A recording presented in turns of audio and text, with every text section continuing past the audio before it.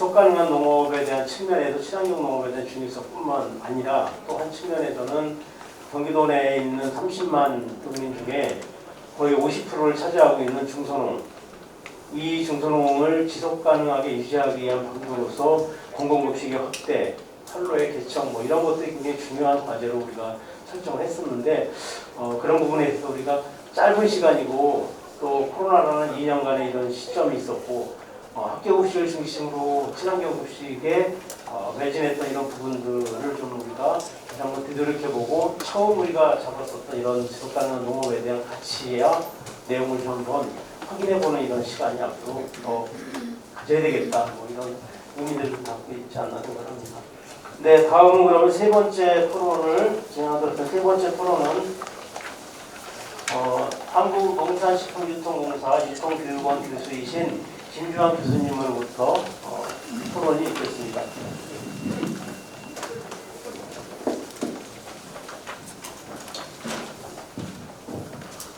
네, 안녕하세요. 저는 농식품유통교육원의 김주환 교수입니다.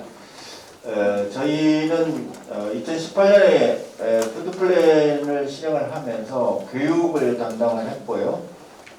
지금까지 매년 한 100여 명의 교육생들을 배출했습니다. 전국 최초로 푸드플랜 아카데미라는 것을 개설을 해서 처음에 저희들이 고민을 많이 했었습니다. 그런데 푸드플랜 실행하기 위해서는 공무원만 교육을 받아서 이걸 계획을 수립하고 실행하면 문제가 있다. 그래서 아이디어를 생각한 것이 민과 관이 같이 가야 된다.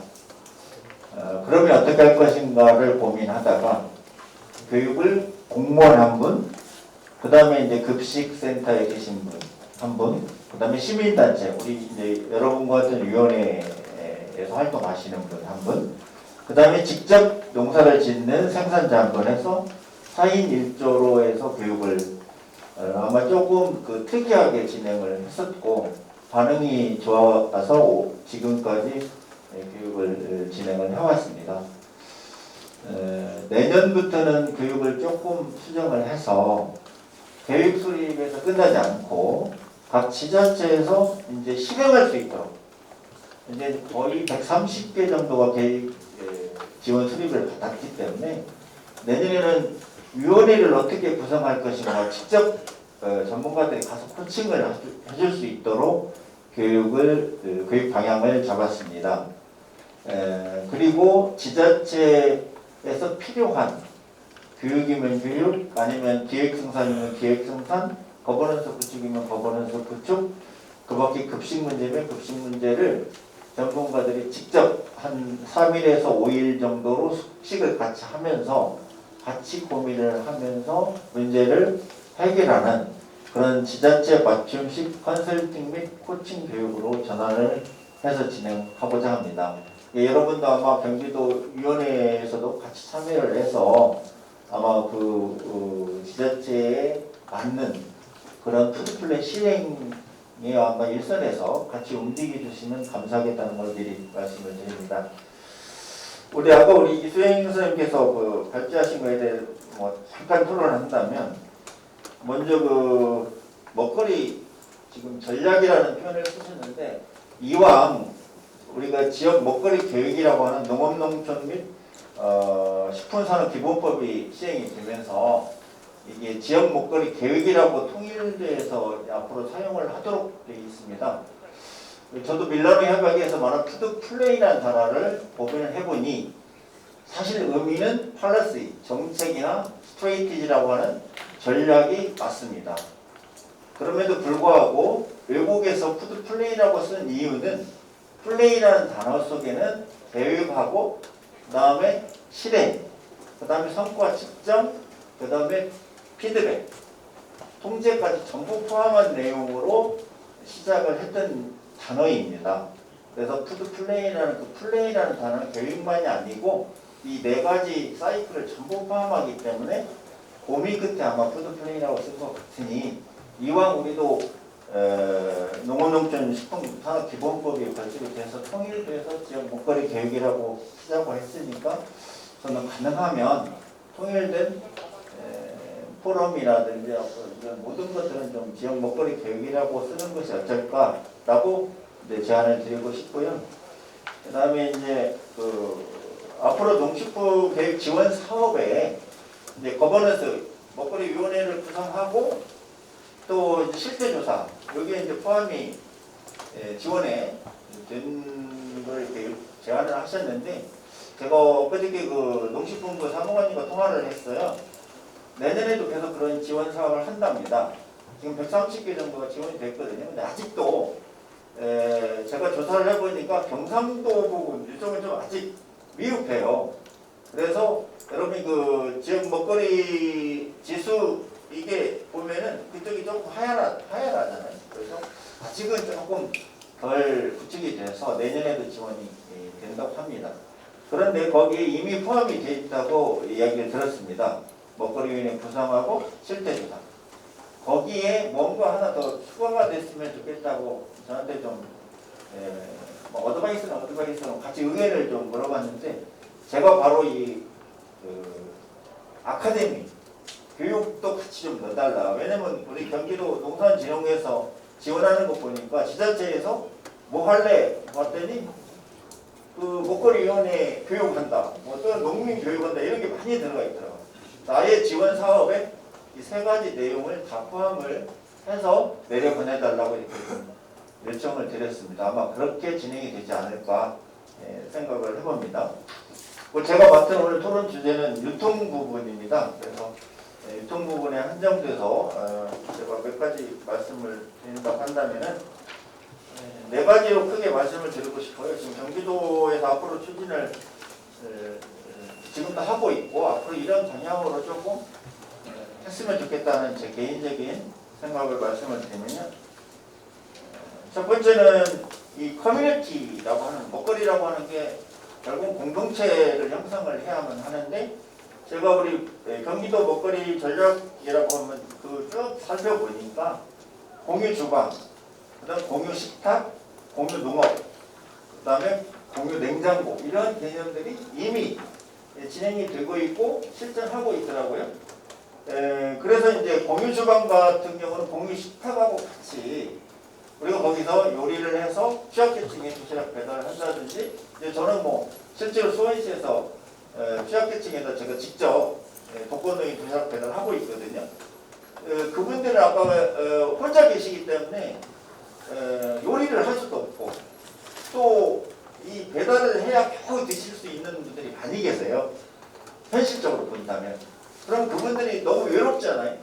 혼자 먹으면 이게 과연 그게 해결이 될 건가. 그냥 먹는 것은 해결이 될지 몰라도 크게 맛있을까 건강하고 지켜야 될까 이런 걸 생각을 해본다면 촘촘히 뭐 너무 수원시 한 군데면 너무나 멀기 때문에 올 수가 없기 때문에 어쨌든 촘촘히라도 공유 주방이나 식탁을 좀 활성화하는 방향이 어떨까 이런 생각을 제안해 드리고 싶고 공유농업은 이미 경기도 잘하고 있는데 역시 이것도 시민 참여라고 하는 차원에서 공동체 형성이 매우 중요하다 이렇게 생각을 합니다.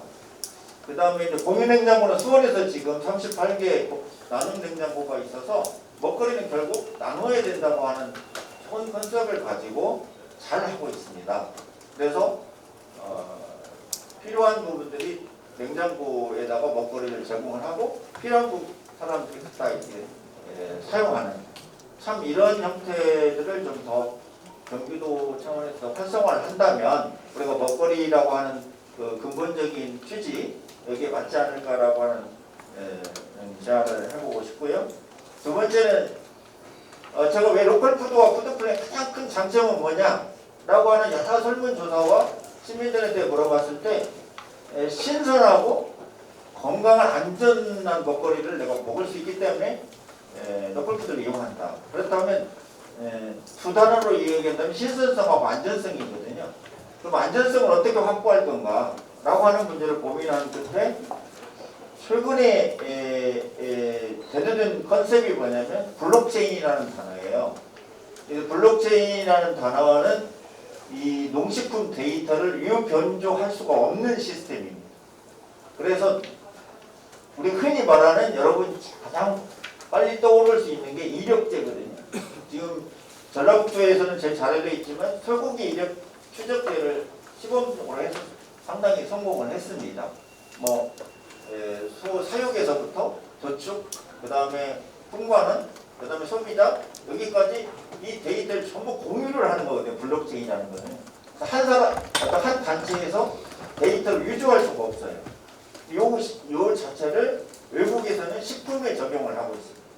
그래서 조사를 해봤더니 우리 경기도에도 샷블리라고 하는 옛날 마켓블리라고 하는 옛날 요거를 웹에서 지금 하고 있거든요. 이게 이제 농산물 블록체인 예약 구매 시스템입니다. 요걸 좀 확대를 해야 된다. 그렇다고 한다면 굳이 각 지자체에서 지금 인증제라는 걸 하고 있습니다. 예를 들면 완주군 같은 완주 인증제라고 하는 거예요. 로컬푸드 완주 인증제 이렇게 합니다. 그러면 뭐냐면 그 농산물 갖다가 안전성 검사를 해서 이거는 제초제 일정한 제초제를 안 쓰는 농약을 하지 않는 제초제를 사용하지 않는 농식품에다 인증을 해주는 거거든요. 그 지자체 단체장이 인증을 해주는 거예요. 그러다 보니까 이제 앞으로 모든 지자체에서 인증제를 하겠다는 거예요. 근데 굳이 그럴 필요가 없다. 이 블록체인 시스템을 적용을 하게 되면 그냥 이거는 자체적으로 안전한 먹거리라고 하는 걸 인증하는 거예요. 그러면 여기 어디가 들어가냐? 풍과능이나 이런 데 단체가 농식품 이 자체는 안전하다고 인증을 해주면 돼요. 데이터를. 그럼 소비자는 그 데이터를 보고 그냥 구매해서 쉽게 먹을 수는 있는데 이걸 전부 나눠가지고 지자체들도 시작하겠다는데 좀 제가 그런 게 아니라 이거는 국가 차원에서 블록체인 시스템을 활용을 하면 매우 좋다. 그래서 여러분 보시면 계약제도, 이력 추적, 에그테크, 그다음에 농축산 데이터 이 제품 데이터들이 전부 여기 들어가는 거거든요.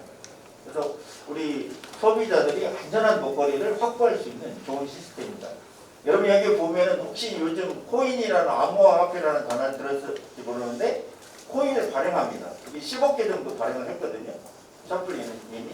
그래서 그 코인으로 사는 거예요. 이게 이제 블록체인 시스템인데 이거를 잘 활용하면 우리가 지금 전라북도에서 시행하고 있는 쇠고기 이력 추적제와 똑같은 효과를 노릴 수 있지 않느냐. 그럼 이 통해서 우리가 로컬푸드에서는 안전성을 확보하는데 매우 좋은 시스템이 된다. 그래서 제가 여기 자료에 보면은 상당히 좀 난해한 용어들이 많이 있는데 여러분 참고를 해주시고 이런 시스템을 우리 로컬푸드에도 적용을 해야 된다라고 말씀을 드리고 싶고요. 세 번째는 저희들이 지금 로컬푸드의 큰 장점은 직거래잖아요. 근데 직거래를 어디서 많이 하냐면 로컬푸드 직매장에서 합니다. 근데 불행하게도 제가 살고 있는 수원시에는 한 군데밖에 없습니다. 직매장 가려면 엄청 멀고 그 다음에 가지도 않습니다. 또 로컬푸드 직매장은 다 친환경 농식품만 있습니다. 그러다 보니까 이 이용률이 매우 이게 떨어진다. 그래서 제가 제안한 것은 이왕 이제 젊은 세대, MZ 세대는 로컬푸드 직매장까지 안 갑니다. 그냥 여러분 마켓컬리나 많은 이제 오아시스나 이런 시스템을 통해서 그냥 배달을 받는 시대인데 로컬푸드 직매장에 가겠느냐.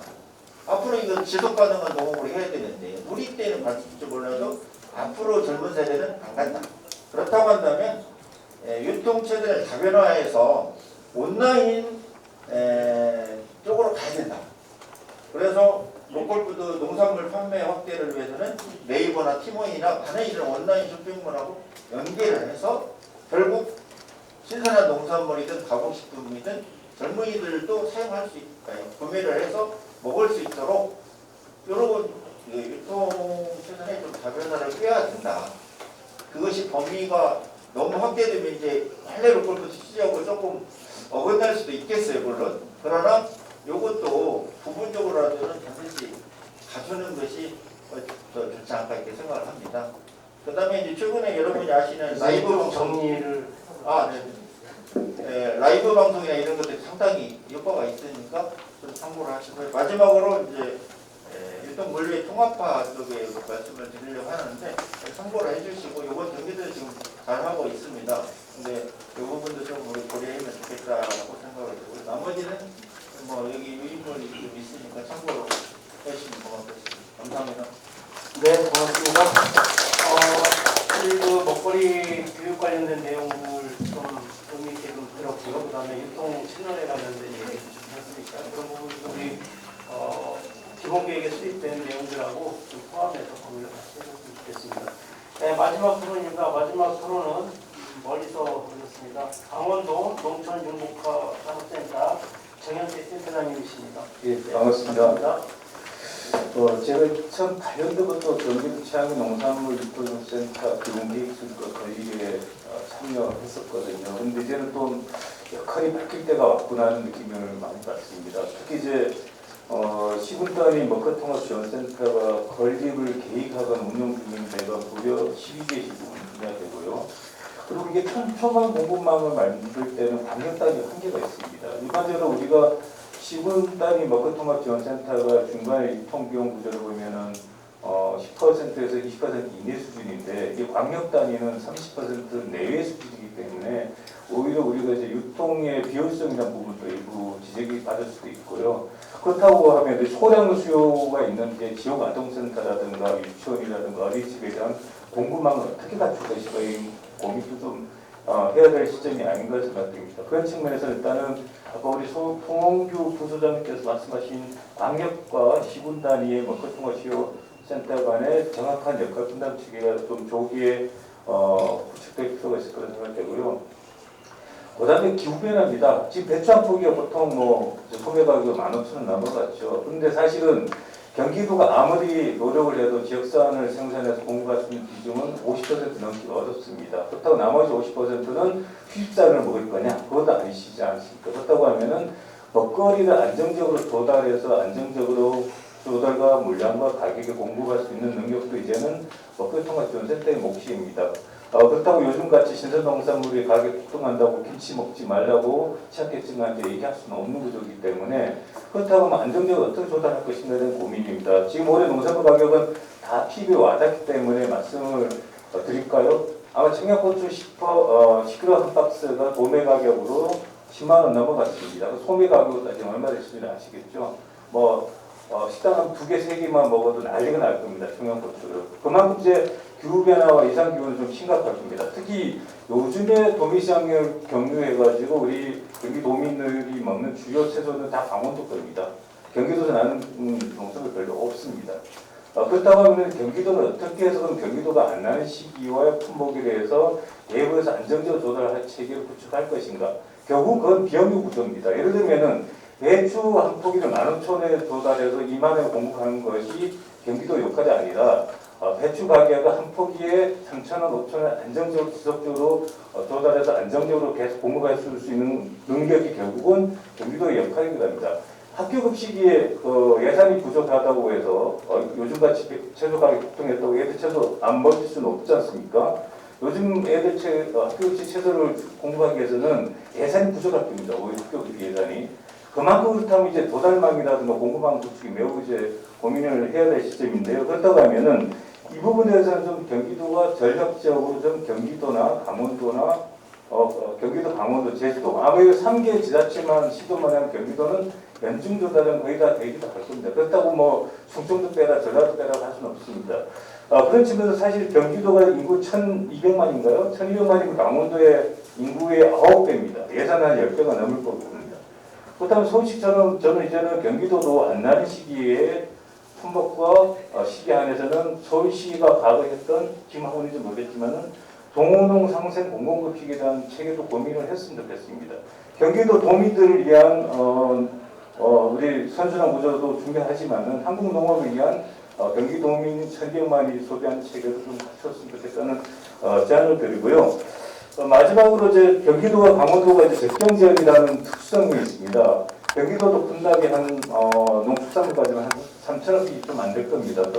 그래서 경기도하고 강원도가 전국 분당의 한 70%를 점유를 하는데 이것을 이제 국방부는 2015년도부터 수익 계약을 안 하겠다. 경쟁입찰을 경쟁입찰을 조달하겠다고 했고요. 이미 실업사방 부대가 강원도에 2개소가 있는데 이미 수입산 제공이 다 들어가고 있고요. 중국산 냉동채소 벌써 분납 들어가고 있습니다. 결국 이것은 또 지역산 구매율이 떨어지고 결국은 장기적으로는 국내산 수요가 감소하면서 결국은 공급직도 장기적으로는 수입산으로 넘어가면은 우리나라 또 칼로리 자급률, 식량 자급률, 뭐 모든 것 자급률 뚝뚝뚝 떨어지겠죠. 그런 것들을 과연 경기도 1,200만 명이 지켜볼 것인가의 문제도 고민을 한다고 하면은 경기도 공급직의 문제는 강원도가 좀 공동보조를 맞춰서 이외의 수익계약의 유지와 그렇다고 기존에 우리가 지탄받고 있는 농축협, 군는 농축협을 계속 공급을 하자는 건 아닙니다. 이미 작년 연말에 우리 농식품부가 이제 농업농촌미식품산업기본법을 개정하면서 먹거리통합지원센터를 명시해놨습니다. 그 먹거리통합지원센터 통해서 공급식을 공급할 수 있는 방안들을 경기도와 강원도 같이 보조를 맞춘다고 하면은 우리 양도가 더 협조를 하면서도 안정적으로 파트너가 될 수 있는 기회가 되지 않을까 생각합니다. 좀 짧게 마치도록 하겠습니다. 네, 고맙습니다. 지금 주셨던 말씀들 중에 이제 경기도와 우리 31개 시군하고의 그 역할에 대한 얘기이고, 이제 경기도 도민이 1,400만입니다. 전국의 인구는 줄어드는데 경기도 인구는 계속 늘고 있죠. 이것이 경기도 도민뿐만 아니라 국민의 문제라고 생각을 하고 안정적 조달에 대한 고민들을 좀 같이 고민해 나갔다는 얘기를 주신 것 같습니다. 시간이 사실 다 됐거든요. 근데 여러분들이 오늘 이 목표는 사실 경기도 먹거리 전략을 어떻게 고민하고 향후에 어떻게 잘 끌어갈지에 대한 내용을 좀 만드는 자리이기 때문에 여러분들의 의견도 굉장히 중요하다고 생각을 합니다. 그래서 딱 두 분만 좀 본인 의견을 주셔도 좋을 것 같고요. 뭐 질문을 해줘도 좋을 것 같습니다. 딱 두 분만, 제일 먼저 손 드시는 분 두 분만씩 들어가겠습니다. 하나, 둘, 셋. 네, 한 분도 안 계시기 때문에 하나 들어가겠습니다. 네, 괜찮죠? 네, 이어서 이어지는 우리 토론이 또 있기 때문에 우리 그 31개 시군 중에 먹거리위원회가 수립된 곳들의 얘기도 있고 또 우리 그 먹거리에 관련된 얘기를 이어서 같이 고민할 수 있는 자리이기 때문에 그 얘기 들으면서 좀 뒷시간을 좀 더 많이 이용하도록 하겠습니다. 네, 그럼 이상으로 이승 박사님 혹시 주실 말씀 있으실까요?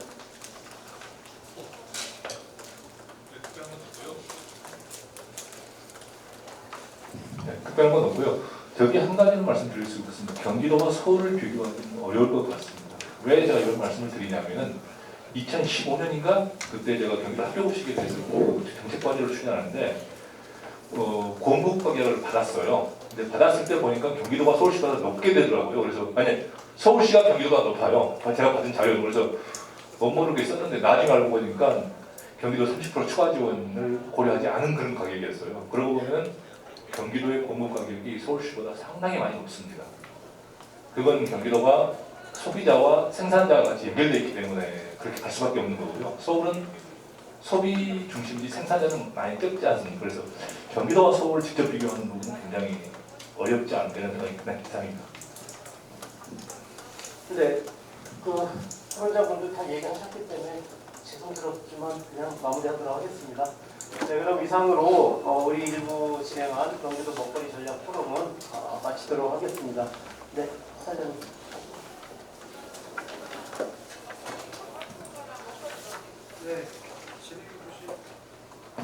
네, 저 김덕일 위원장님과 그다음에 토론 전문가분들 수고 많으셨습니다.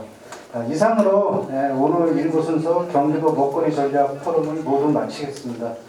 오늘 포럼에 참석해 주신 모든 분께 다시 한번 감사드리며 잠시 휴식 후 이따 3시 30분부터 이어 진행되는 그 2부 순서 경기 먹거리연대 주관 포럼에도 많은 참여를 부탁드리겠습니다. 감사합니다. 수고 많으셨습니다. 네.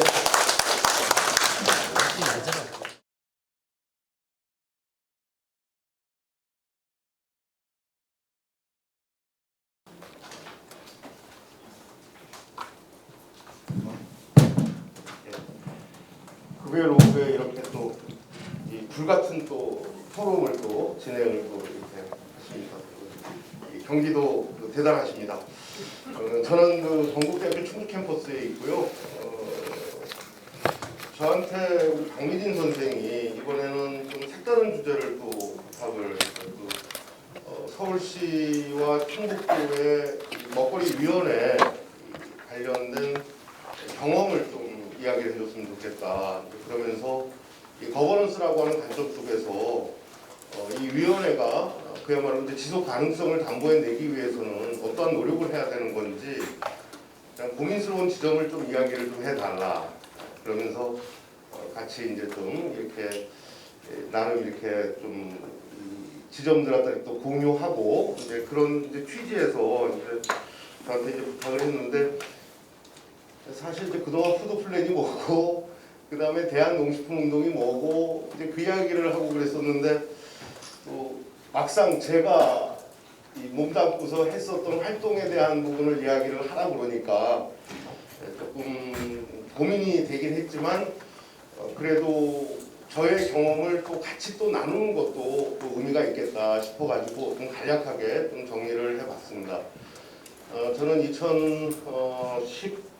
2016년 때 그 서울시에 이른바 도농상생 먹거리 마스터 플랜이 만들어질 때 그때 참여를 했었었고 그래서 그 먹거리 시민위원회 이제 또 참여를 했고 그러면서 공공급식위원회 위원장을 이제 그 4년 동안 맡았었습니다. 그리고 기획조정위원장을 하고 난 다음에 이 조례 관련한 개정에서 좀 시하고 위원회하고 이렇게 소통이 안 되는 부분들이 있고 그래서 그 연임은 불가하다라고 하는 조항을 조례에 넣겠다라고 이야기해서 단임을 규정하는 조례는 더군다나 시민이 참여하는데 단임을 규정하는 조례는 보지 못했다. 그러면서 나 연임 안 할 테니까 그거는 그냥 연임도 가능한 것으로 해라라고 하면서 할 정도로 이렇게 맨 처음에 출발에 있어서는 이 나름 이렇게 그 서울시의 먹거리라고 하는 부분과 관련해 가지고 고민의 지점들이 모아져서 출발을 했는데 진정한 의미에서의 이제 협치라고 하는 부분은 이제 다소 좀 미흡했었던 이제 그런 부분들이 있습니다. 그래서 그 내용을 중심으로 해서 좀 말씀을 드리도록 그렇게 하겠습니다. 서울시에서 이제 그 먹거리위원회가 만들어지기 전에 다양한 형태로 의견 수렴의 과정이 있었습니다. 먹거리 거버넌스, 식 거버넌스 그래가지고 먹거리 관련해서 활동했었던 여러 단체들이 참여해서 그야말로 이제 그 브레인스토밍도 했었었고 그다음에 원탁회의도 하고 그러면서 다양한 의제들이 이제 만들어졌습니다. 거기에 참여한 주체들은 이 환경과 관련된 기후와 관련된 이 주체들도 있었었고 학교 급식과 관련된 주체들도 있었고 생협 부분도 있었었고 도시농업 부분도 있었었고 굉장히 다양하게 이제 참여해가지고 의제들이 많이 나왔습니다. 근데 그거를 정책화시키려고 하려고 하다 보니까 이 행정부서가 움직이지 않는 거예요. 그러니까 시민진영에서 도출해 놓은 나름의 어떤 그 의제들은 있는데 이게 정책화가 안 되는 상황, 계속 동전되어지는 시스템. 그때 당시 이제 그 서울시장이었던 그 박 시장이 행정부시장, 그러니까 정무부시장이 아니라 행정부시장. 아까 늘공어공 이야기 나왔습니다만은 우리 이제 그 행정부시장의 경우에 있어서는 인사와 관련된 그것을 정확하게 체크해낼 수 있는 분이다 보니까는 공무원 사회에서는 조금 이제 다르다라고 하더라고요. 어쨌든 그분이 위원장이 돼서 TF가 만들어졌는데 저는 지금도 그분에 대해서는 굉장히 감사한 마음을 가지고 있습니다. 지금은 중랑구 구청장으로 가 계신 유경기 당시 부시장이신데 보통 TF가 만들어졌으면은 회의하시죠라고 한 다음에 인사만 하고서 이렇게 쑥 빠져버리는 게 보통이잖아요. 근데 끝까지 지키는 거예요. 그리고 논쟁적인 부분이 있었을 때 가장 논쟁적인 게 뭐였냐면은 도농상생 공공급식과 관련된 거였었거든요. 잠시 후에 말씀드릴 기회가 있을지 모르겠습니다만 지금 13개의 자치구에서 서울시는 지금 13개 자치구에서 도농상생 공공급식을 하고 있는데 학교급식, 친환경 학교급식의 모델을 그냥 그대로 어린이집에 가져다 주면 어떻겠느냐 라고 하는 이제 효율적 관점이 있었었고, 또 하나는 뭐냐면은 서울시의 학교급식을 분석을 해 보니까 굉장히 이 상위 몇몇 농가라고 말할 것도 아니고 유통업체, 벤더들이 지배하는 구조가 돼버렸다. 친환경 농산물일 뿐이지 실질적으로 우리의 농가의 발언력이라고 하는 것이 반영되어지는 시스템은 아니다. 그런데 그걸 그대로 가져간다라고 하는 것은 아이들에게 친환경 농산물을 공급하는 체계를 만들어지는지 모르겠지만은 서울 시민의 먹거리를 가지고 우리의 농에 희망을 주겠다라고 하는 그거는 이제 또 멀어져 버린다. 따라서 지역하고 자치구가 좀 연결되어지는 이 시스템을 만들어내는 게 좋겠다라고 하는 게 이제 쟁점이 됐었습니다. 근데 다행인 것은 바로 뭐냐면 잘 아시는 것처럼 완주라든지 군산이라든지 몇몇 지역에서는 지역 내에서의 선순환 체계를 만들어내고 소농들이 참여하는 구조의 공공급식, 학교급식 체계가 몇몇 지역이 만들어졌잖아요. 근데 그 지역들은 하다 보니까 농가의 입장 속에서는 나름 이제 굉장히 좋은 시스템, 고정적으로 수입이 확보될 수 있는 시스템. 근데 지역의 아이들은 적은 시스템, 수요 절벽이라고 하는 부분이 있잖아요. 이거를 서울시가 풀어낸다면 굉장히 좋을 것 같다. 그리고 이런 모습이라고 하는 것들이 다른 여러 산지 기초지자체에도 나름 의미 있는 일일 것 같다라고 하는. 근데 문제가 하나 생겼어요. 뭐냐면은 그러면 이 수익, 이른바 이제 지방자치단체의 어떤 계약과 관련된 부분에서 그럼 이 부분의 문제는 어떻게 해결할 거냐. 맨 처음에는 서울시의 공무원들이 이거 불가능합니다. 이거는 지계법상에 있어서 있고. 근데 일단 방향이 딱 잡혀지고 나고 그 다음에 행정부시장이 방법을 찾아봐라. 방법을 찾아서 안 되는 게 어딨냐라고. 그래가지고 이제 결국 이제 방법이 찾아지는 거예요. 지방자치단체에 있어서의 기관 대 기관의 거래 관계가 만들어진다면, 그래서 나왔었던 게 바로 뭐냐면은 공공급식 지원센터를 만들어라, 서울시에. 그리고 지방의 경우에 있어서는 그런 공적인 기구로서의 일종의 재간법인이 됐던, 그러니까 일종의 공공성이 강화된 조직이 다 맺어진다면 충분히 가능하다. 방법들이 막 만들어지는 거예요. 한편에서는 그 전에 옛날에 서울시 공무원들을 가르쳐도 공마전이라고 했잖아요. 아니다. 공무원인 이유가 있다. 공복이라고 하는 이유가 있다라고 하는 거를 그때 TF 참여하면서 아주 절실하게 이제 또 느꼈었던 거죠. 그래서 지금 현재는 25개의 기초지자체 중에서 13개의 기초지자체가 지금 도령상생 공공급식을 하고 있습니다. 근데 잘 아시는 것처럼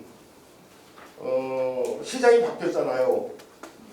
오세훈 시장은 지난번에 경험이 있어서, 학습 효과가 있어서 그런지, 경험이 있어서 그런지 이 공공급식 이 자체를 갖다가 철회하겠다라고 하는 이야기는 나오진 않았어요. 그런데 몇몇 기초지자체에서 대표적으로 송파, 동대문구, 그 다음에 강동구 등등에서 언론에 먼저 나오는 거예요. 우리 자치구에서는 안 하겠다.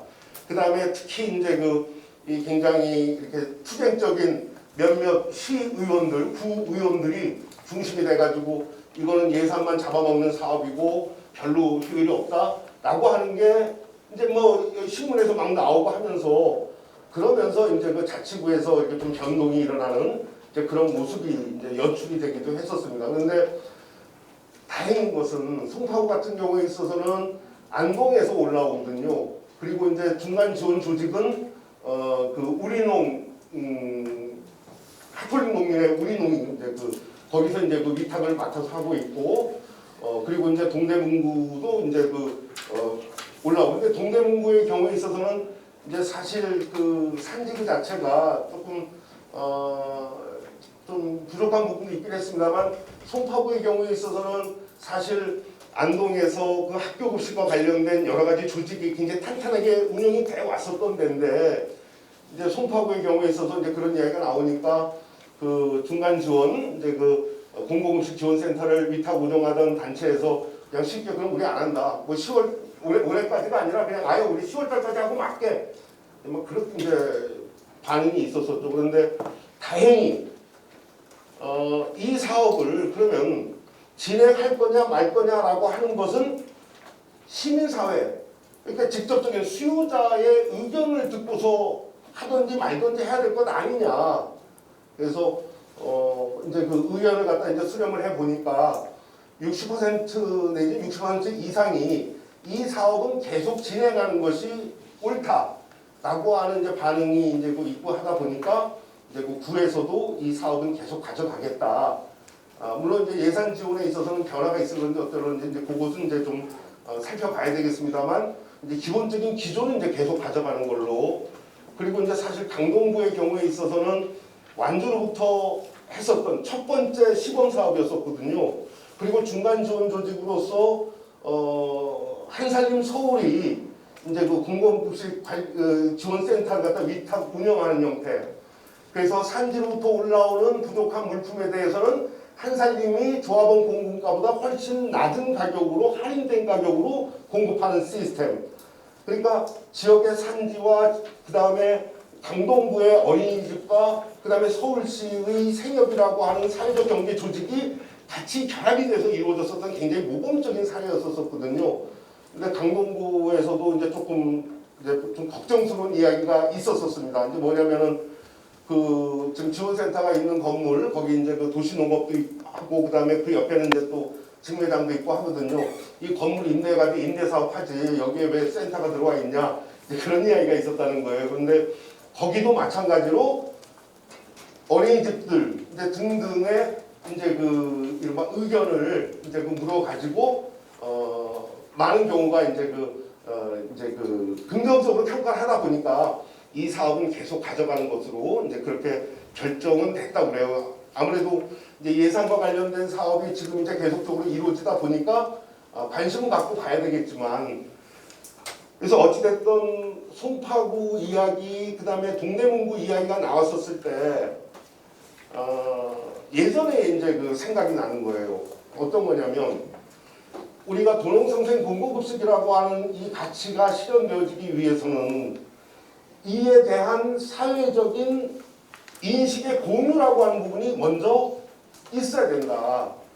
그러니까 어린이집은 어린이집대로 이제 그 거기에 이제 그 참여하는 분들이 좀 더 이 먹거리와 관련된 여러 가지 어떤 그 다양한 어떤 그 의제들, 그 다음에 먹거리를 통해서 우리가 아이들에게 제공할 수 있는 것은 단순하게 안전한 먹거리, 신선한 먹거리가 아니라 농의 가치라고 하는 부분도 같이 전달될 수 있는 시스템을 우리가 만들어야 된다. 근데 사실 이제 그래서 도농상생 교육도 많이 했었었고 그랬는데 나름 이제 2017년도에 시작이 된 다음에 몇 년 지나고 나니까 조금 관성화되는 부분이 있었던 거예요. 그리고 또 하나는 이제 예산과 관련된 부분에 있어서도 전임 시장이 있었을 때하고는 다르게 여러 가지 어떤 이 활동이 좀 위축되어지는 면들도 있고 그래서 안타까운 부분이 있었습니다만 이른바 도농상생 먹거리 우리가 이제 먹거리 위원회를 만들어서 먹거리와 관련된 다양한 의제들이 논의는 되고 있지만 이 논의 내용들이 좀 더 사회적으로 확산되어지고 하는 부분들은 항상 가져가야 된다. 그래서 어떤 위기적인 상황에 봉착했었을 때 이제 그것을 갖다 이제 극복해낼 수 있는 것은 이제 바로 이제 그러한 것들. 이제 그거야말로 거버넌스다, 협치다. 그래서 이번에 박미진 선생이 이제 협치에 대해서 이야기를 좀 해달라고 해서 저는 이제 경작을 했기 때문에 행정학자는 아니잖아요. 그래서 협치와 관련된 여러 가지 이제 도서들을 갖다 봤어요. 근데 제일 이렇게 딱 와닿는 건 어떤 거냐면은 협치라고 하는 것은 국가가 가지고 있는 권력을 약화시키고 공동체의 운동성을 강화시키는 것 아니냐라고 하는 이야기가 있더라고요. 그러니까 잘 아시는 것처럼 자본주의 사회라고 하는 것은 애초에 시장 경제로 움직여지는 체계. 근데 시장 경제가 가지고 있는 기본적인 한계를 메꿔주는 역할로 해서 정부가 들어갔었었다. 행정이라고 하는 부분이 이제 들어갔었었다. 이제 그러다 보니까는 자본주의 경제 지금 현재의 경제를 갖다 나누는 것은 공공 영역하고 민간 영역 이 두 가지밖에 없는데 공적 영역이라고 하는 지방자치단체 등등. 근데 봐보니까 자본주의 사회 이전의 사회는 시장이 존재하기도 했지만 더 중요한 역할을 했었던 것은 바로 공동체적 어떤 나름의 어떤 그 규율이었었다. 스스로 뭐 규율이라고 하는 것이 어떤 그 규제를 말하는 것이 아니라 공동체적 관리 속에서 공동체적인 어떤 그 움직임이라고 하는 부분이 훨씬 더 크게 작동을 했었었다. 근데 자본주의 사회가 되면서 그러한 가치, 연대와 협동이라고 하는 것에 바탕을 둔 공동체적 움직임이라고 하는 것들은 시장의 논리, 이른바 이윤의 논리, 그 다음에 이른바 이제 그 공공에 있어서의 평등의 논리에 의해 가지고 우리들이 그동안 가지고 왔었던 연대와 협동의 어떤 그 후회성의 어떤 그런 부분들이 망가져 버린 것 아니냐. 그럼 그걸 다 회복해내는 게 거버넌스다. 노농상생 오모급식 아까 이제 말씀을 드렸습니다만 왜 했냐라고 하는 거죠. 단순하게 아이들이 건강한 먹거리가 아니라 농가식의 분열된 관계라고 하는 것을 이대로 계속 방치하다가는 그야말로 경제적인 논리에 의해 모든 것이 재단돼 버리는 아까 공급식 이야기도 나오고 그랬습니다만 이제 그런 형태로 가는 것을 막기 위함, 그 다음에 기후 위기에 대한 이야기들도 같이 연결될 수도 있을 것이고요. 이제 그런 면에서 본다면 협치라고 하는 것은 바로 뭐냐면은 우리가 계속 사회적 경제 영역 속에서 고민했었던 연대와 협동의 가치라고 하는 부분을 먹거리 부분 속에서 만들어내는 것, 그래서 행정적 편의주의적인 속에서 이루어졌었던 부분들을 바로잡아내는 것, 그 다음에 농업과 먹거리라고 하는 부분이 이율에 의해서 종속되어져 있는 이 체계를 좀 더 지속 가능한 체계로 만들려고 했었던 것들. 그러니까 협동조합 운동이라고 하는 것도 그렇고 생협운동도 그러했고, 그 다음에 로컬푸드 운동이라고 하는 것도 그러했고, 학교급식의 운동이라고 하는 것도 이제 그러한 것들을 담아내고 있는 거잖아요. 이제 그런 면에서 본다면 푸드 플랜이라고 하는 것은 저는 항상 이제 말씀드렸던 게 바로 뭐냐면은 푸드 플랜 먹거리 전략이라고 하는 것은 어느 날 갑자기 이 머리 좋은 사람 한 명이 이렇게 먹거리 전략 이렇게 만들어야 돼 라고 해서 떨어진 거 아니다라고 이제 계속 말씀드렸단 말이에요. 그동안에 6.25 농업운동이라든지 생협운동이나 학교급식운동, 로컬푸드 운동 등등의 진화가 있었었기 때문에 이것을 통합적으로 보자라고 하는 형태로 해서 만들어진 거잖아요. 이제 그런 면에서 본다면 먹거리위원회에서 항상 이제 중심에 둬야 될 것은 그러한 운동이라고 하는 어떤 이 운동의 중심에 서 있는 이 가치라고 하는 부분이 서로 교류되어질 수 있는 것. 그들만의 생협이 아니라 우리 모두의 생협이 될 수 있도록 만들어내는 것. 이제 그리고 그들만의 직매장이 아니라 몇몇 농가들의 직매장이 아니라 중소농가들이 많이 참여할 수 있는 직매장을 만들어내는 것. 이제 그런 형태로 이게 지표를 갖다 계속 이제 넓혀나가는 것. 그럼 그 고민을 누가 할 수 있겠느냐라고 하는 거예요. 그 고민은 행정에서 나오기는 굉장히 어렵습니다. 왜 어렵죠? 아까 말씀드린 대로 방법을 찾으려면 막 찾아낸단 말이에요. 그 방법을 찾아낼 수 있었던 이유는 무엇일까? 뭐 때문에 그랬을까요? 전문성입니다. 전문성이 있었기 때문에 그런 방법들을 찾아내고 했었던 거란 말이에요. 그런데 지금 공무원분들 갖다 가만 놔둡니까? 순환 모집해가지고 조금 익숙해지면 어떻게 됩니까? 달리 돌리고. 전문가 안 만들어내는 시스템이다. 그러다 보니까 당연하게 먼저 고려해야 될 것은 바로 뭐냐면은 그런 전문가적 이 자질을 가지고 있고, 그리고 이제 우리가 이야기하는 중간 조직에 있어서의 공공성이라든지 민주성이라든지 투명성이라든지 이러한 것들이 담보될 수 있는 구조를 만들어내고 거기에서 일하는 전문가가 또 역할을 할 수 있도록 하는 것. 그래서 이제 먹거리 통합지원센터가 나오는 거고 중간 조직 이야기가 나오는 것 아닌가. 그러니까 서로의 부족함, 그 다음에 서로가 뭔가 이렇게 조금 보완해야 될 부분들을 갖다가 이제 같이 이제 만들어 나가는, 메꿔 나가는, 그야말로 이제 그게 거버넌스다. 그럼 그것의 핵심은 뭐냐? 행정이 가지고 있는 독단적인 결정권이라고 하는 부분을 누구와 시민과 함께 나눠 갖는 것. 그 시민은 나에게 이익을 더 줘라고 하는 그 시민이 아니라 지역 내의 공동체성을 갖다 강화시키는 이제 그런 형태가 되지 않겠나 싶은 그런 말씀을 드립니다. 저한테 주어진 시간이 아까 30분이라고 그랬었는데 보니까 막 서로 인사하는 시간을 보니까 제가 30분을 다 쓰면 끝날 것 같기도 하고, 그래서 일단 빨리 말씀을 드리는데 그렇다고 30분 내에 끝난다는 보장은 없을 것 같습니다. 네, 행정부 시장이 여기 계시네요. 이 끝까지 지키던 그 모습은 싸움도 많이 하고, 그래서 이제 끝장 토론이라고 그러죠. 부샷 시켜 먹으면서 그냥 도농상생 마스터 플랜 그래가지고 이제 그 지역하고 연결하는 걸 하겠다. 그래서 이제 그 2016년 11월 달에 전국 각지에 이제 도지사들 오라고 그랬어요. 지금도 기억나는 게 뭐냐면은 우리는 원래 소농하고 먹거리하고 좀 연결하자. 어차피 대농들이 도매시장을 지배하고 있는 건 당연한 거 아니냐. 소농들이 할 수 있는 구조를 만들자라고 이제 그런 취지였는데 강원도에서 온 최문순 전 지사는 뭐라 그러냐. 감자는 걱정하지 마십시오. 우리가 다 책임지겠습니다. 아니잖아요. 왜 강원도는 왜 감자만 생산해내냐. 강원도가 필요로 하는 것도 만들어내라. 그렇게 하고 다른 지역에서 감자가 생산 안 될 때 그럼 강원도가 역할을 해라. 서로 이제 보완해 주는 거란 말이에요. 이제 어쨌든 이제 뭐 그런 일이 좀 있어서 우리의 취지하고는 전혀 좀 다른데 뭐 이제 그런 일이 있었었고요. 그래서 먹거리 마스터 플랜 뭐 토론회도 이제 개최하면서 이러이러한 10거버넌스를 통해 가지고 도출됐었던 안 내용을 가지고 우리는 정책을 만들겠습니다. 그렇게 해서 만들어진 게요. 2017년 6월 20일 날 서울시 먹거리 마스터 플랜 발표를 합니다. 지금은 먹거리 마스터 플랜 뭐 아니면 먹거리 전략, 먹거리 계획 하면은 의뢰, 용역업체에 넘어가잖아요. 아니에요. 핵심 과제, 키워드, 상생, 보장, 건강, 안전, 그 다음에 협치. 이거 5개로 하자. 이 논의도 어떻게 되냐면은 서울시의 이제 실국 과장하고 국장하고 그 다음에 TF에 한 6명 정도 같이 참여해 가지고 이제 만들어진 내용입니다. 그러니까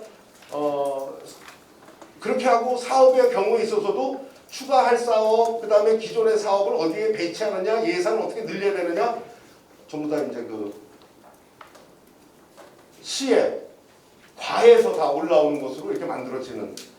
이제 이래야지 뭔가 이제 좀 뭐라고 할까요? 우리 시민이 원하는 그리고 정책적인 수용 가능성이라고 하는 부분하고 같이 매치가 될 것 아니냐. 그 지역을 잘 알지도 못하는 외부 업체가 와가지고 농산물 생산, 뭐 유통, 소비, 가공 업체가 몇 개가 있고 이렇게 해가지고 생산되는 거 비해가지고 품목별 자금률이 어떻고 뭐 그래서 그런 경우들이 많단 말이죠. 그러면서 먹거리 기본권 선언 해가지고 이제 만들어집니다. 10개로 만들려고 했는데요. 마지막 한 개가 잘 생각이 안 나는 거예요. 그래서 이제 9번까지밖에. 그래서 2017년도에 먹거리 기본조례 만들었고 등등등. 그래서 그 이후에 계속 만들어지게 됐습니다. 이제 사실 이제 조례안을 갖다 만들었다라고 해가지고 먹거리 정책이 완성되어지는 것은 아니지만 최소한 그때 당시 조례를 만들 때에는 이것이 그러면 정책적인 어떤 그 지속 가능성이라고 하는 부분은 최소한 좀 담보되어질 수 있겠다라고 생각을 했었던 거예요. 그래서 우리 김원일 선생도 이제 그 교육홍보분과에 이제 위원장으로 참여하고 있었지만 그래서 분과 이름도 일부러 다 집어넣었어요. 다른 조례들 보니까 필요시 분과위원회를 몇 개 이하의 분과위원회를 둘 수 있다 그렇게 되어져 있는데 서울시 기본조례에서는 식품안전, 공공급식, 그 다음에 도시농업 뭐 등등등 해가지고 10개를 갖다가 다 이렇게 집어넣고 했었었죠. 근데 이렇게 집어넣더라도 소용없더라고요. 자치단체장이 막 의지 없으면 지금 현재 2기가 끝났고요. 3기가 구성이 되어졌어야 됩니다. 지난 봄에. 근데 아직까지 3기 구성과 관련된 이야기는 없는 상태 이렇게 되어 있습니다. 위원회 아까 이제 그 김원효 선생은 다른 분과들은 교육홍보 문화분과는 아주 열심히 했는데 다른 분과들은 그냥 회의만 하고 끝내더라. 아니, 다른 그러기도 했지만 회의조차도 제대로 열리지 않는 데도 있지만 어쨌든 운영위원회 격인 기획조정위원회를 통해 가지고 시민들로부터의 아이디어를 계속 이제 받는 공모 사업들을 진행을 했습니다. 그래서 여기 이제 보시는 것처럼 여기 먹거리위원회 2919 제안사업 추진 이제 이런 것들 그 다음에 서울시 풀뿌리 식문화 촉진 사업 어떻게 할 거냐 등등 그러니까 시민으로부터의 의견 수렴을 하고 그 다음에 그러한 사업들을 갖다 계속 진행하는 이제 그러한 이제 노력들을 했었습니다. 그리고 여기 이제 그 식문화 혁신주간 연계하고 뭐 등등. 그 다음에 이제 제안을 받은 다음에 그것에 대해서 먹거리위원회에서 또 이렇게 또 선정도 하고 그렇게 진행을 했습니다. 이제 그러면서 이제 뭐 워크숍도 하고 1박 2일 그래가지고 저쪽 그 서천에 있는 서울시 공무원연수원 이제 거기 가서도 이제 열심히 하고 그렇게 했습니다. 사실 어떻게 본다면 문재인 정부에서 푸드 플랜이라고 하는 것이 국정과제로 들어가게 된 데에는 전주의 역할도 있었었고 그 다음에 옥천의 역할도 있었었고 왜냐하면 지역 먹거리 전략을 막 만들어내려고 노력을 했었거든요. 근데 무엇보다도 서울시의 역할이 컸었다라고 이제 그 봐집니다. 전주 등등 그래서 이제 계속 이어지고 있고요. 얼마 전에 그 농림축산식품부에 이제 그 예산안이 나와서 물론 이제 그 예산안의 액수 그 자체가 증가되긴 했지만은 많은 부분에서 아쉽다라고 하는 이야기가 지금 많이 나오고 있습니다. 특히 이제 그 산모 꾸러미 같은 이제 시범 사업이 있었잖아요.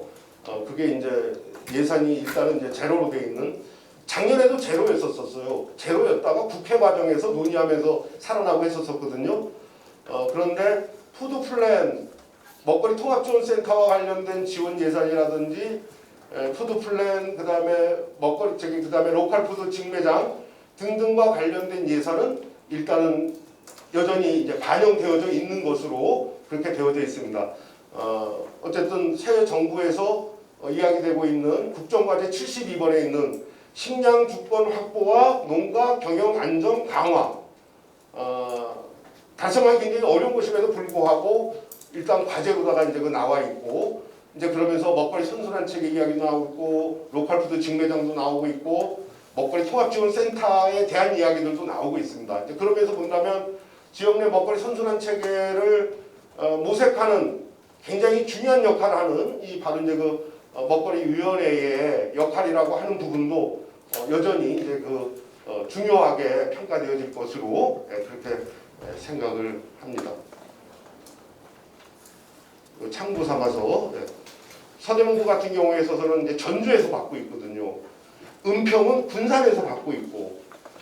그러니까 산지 입장 속에서 본다면 서울의 어린이집에 우리 군에서 생산된 게 공급되어지는 시스템이다라고 하는 것에 대한 자부심이라고 하는 거.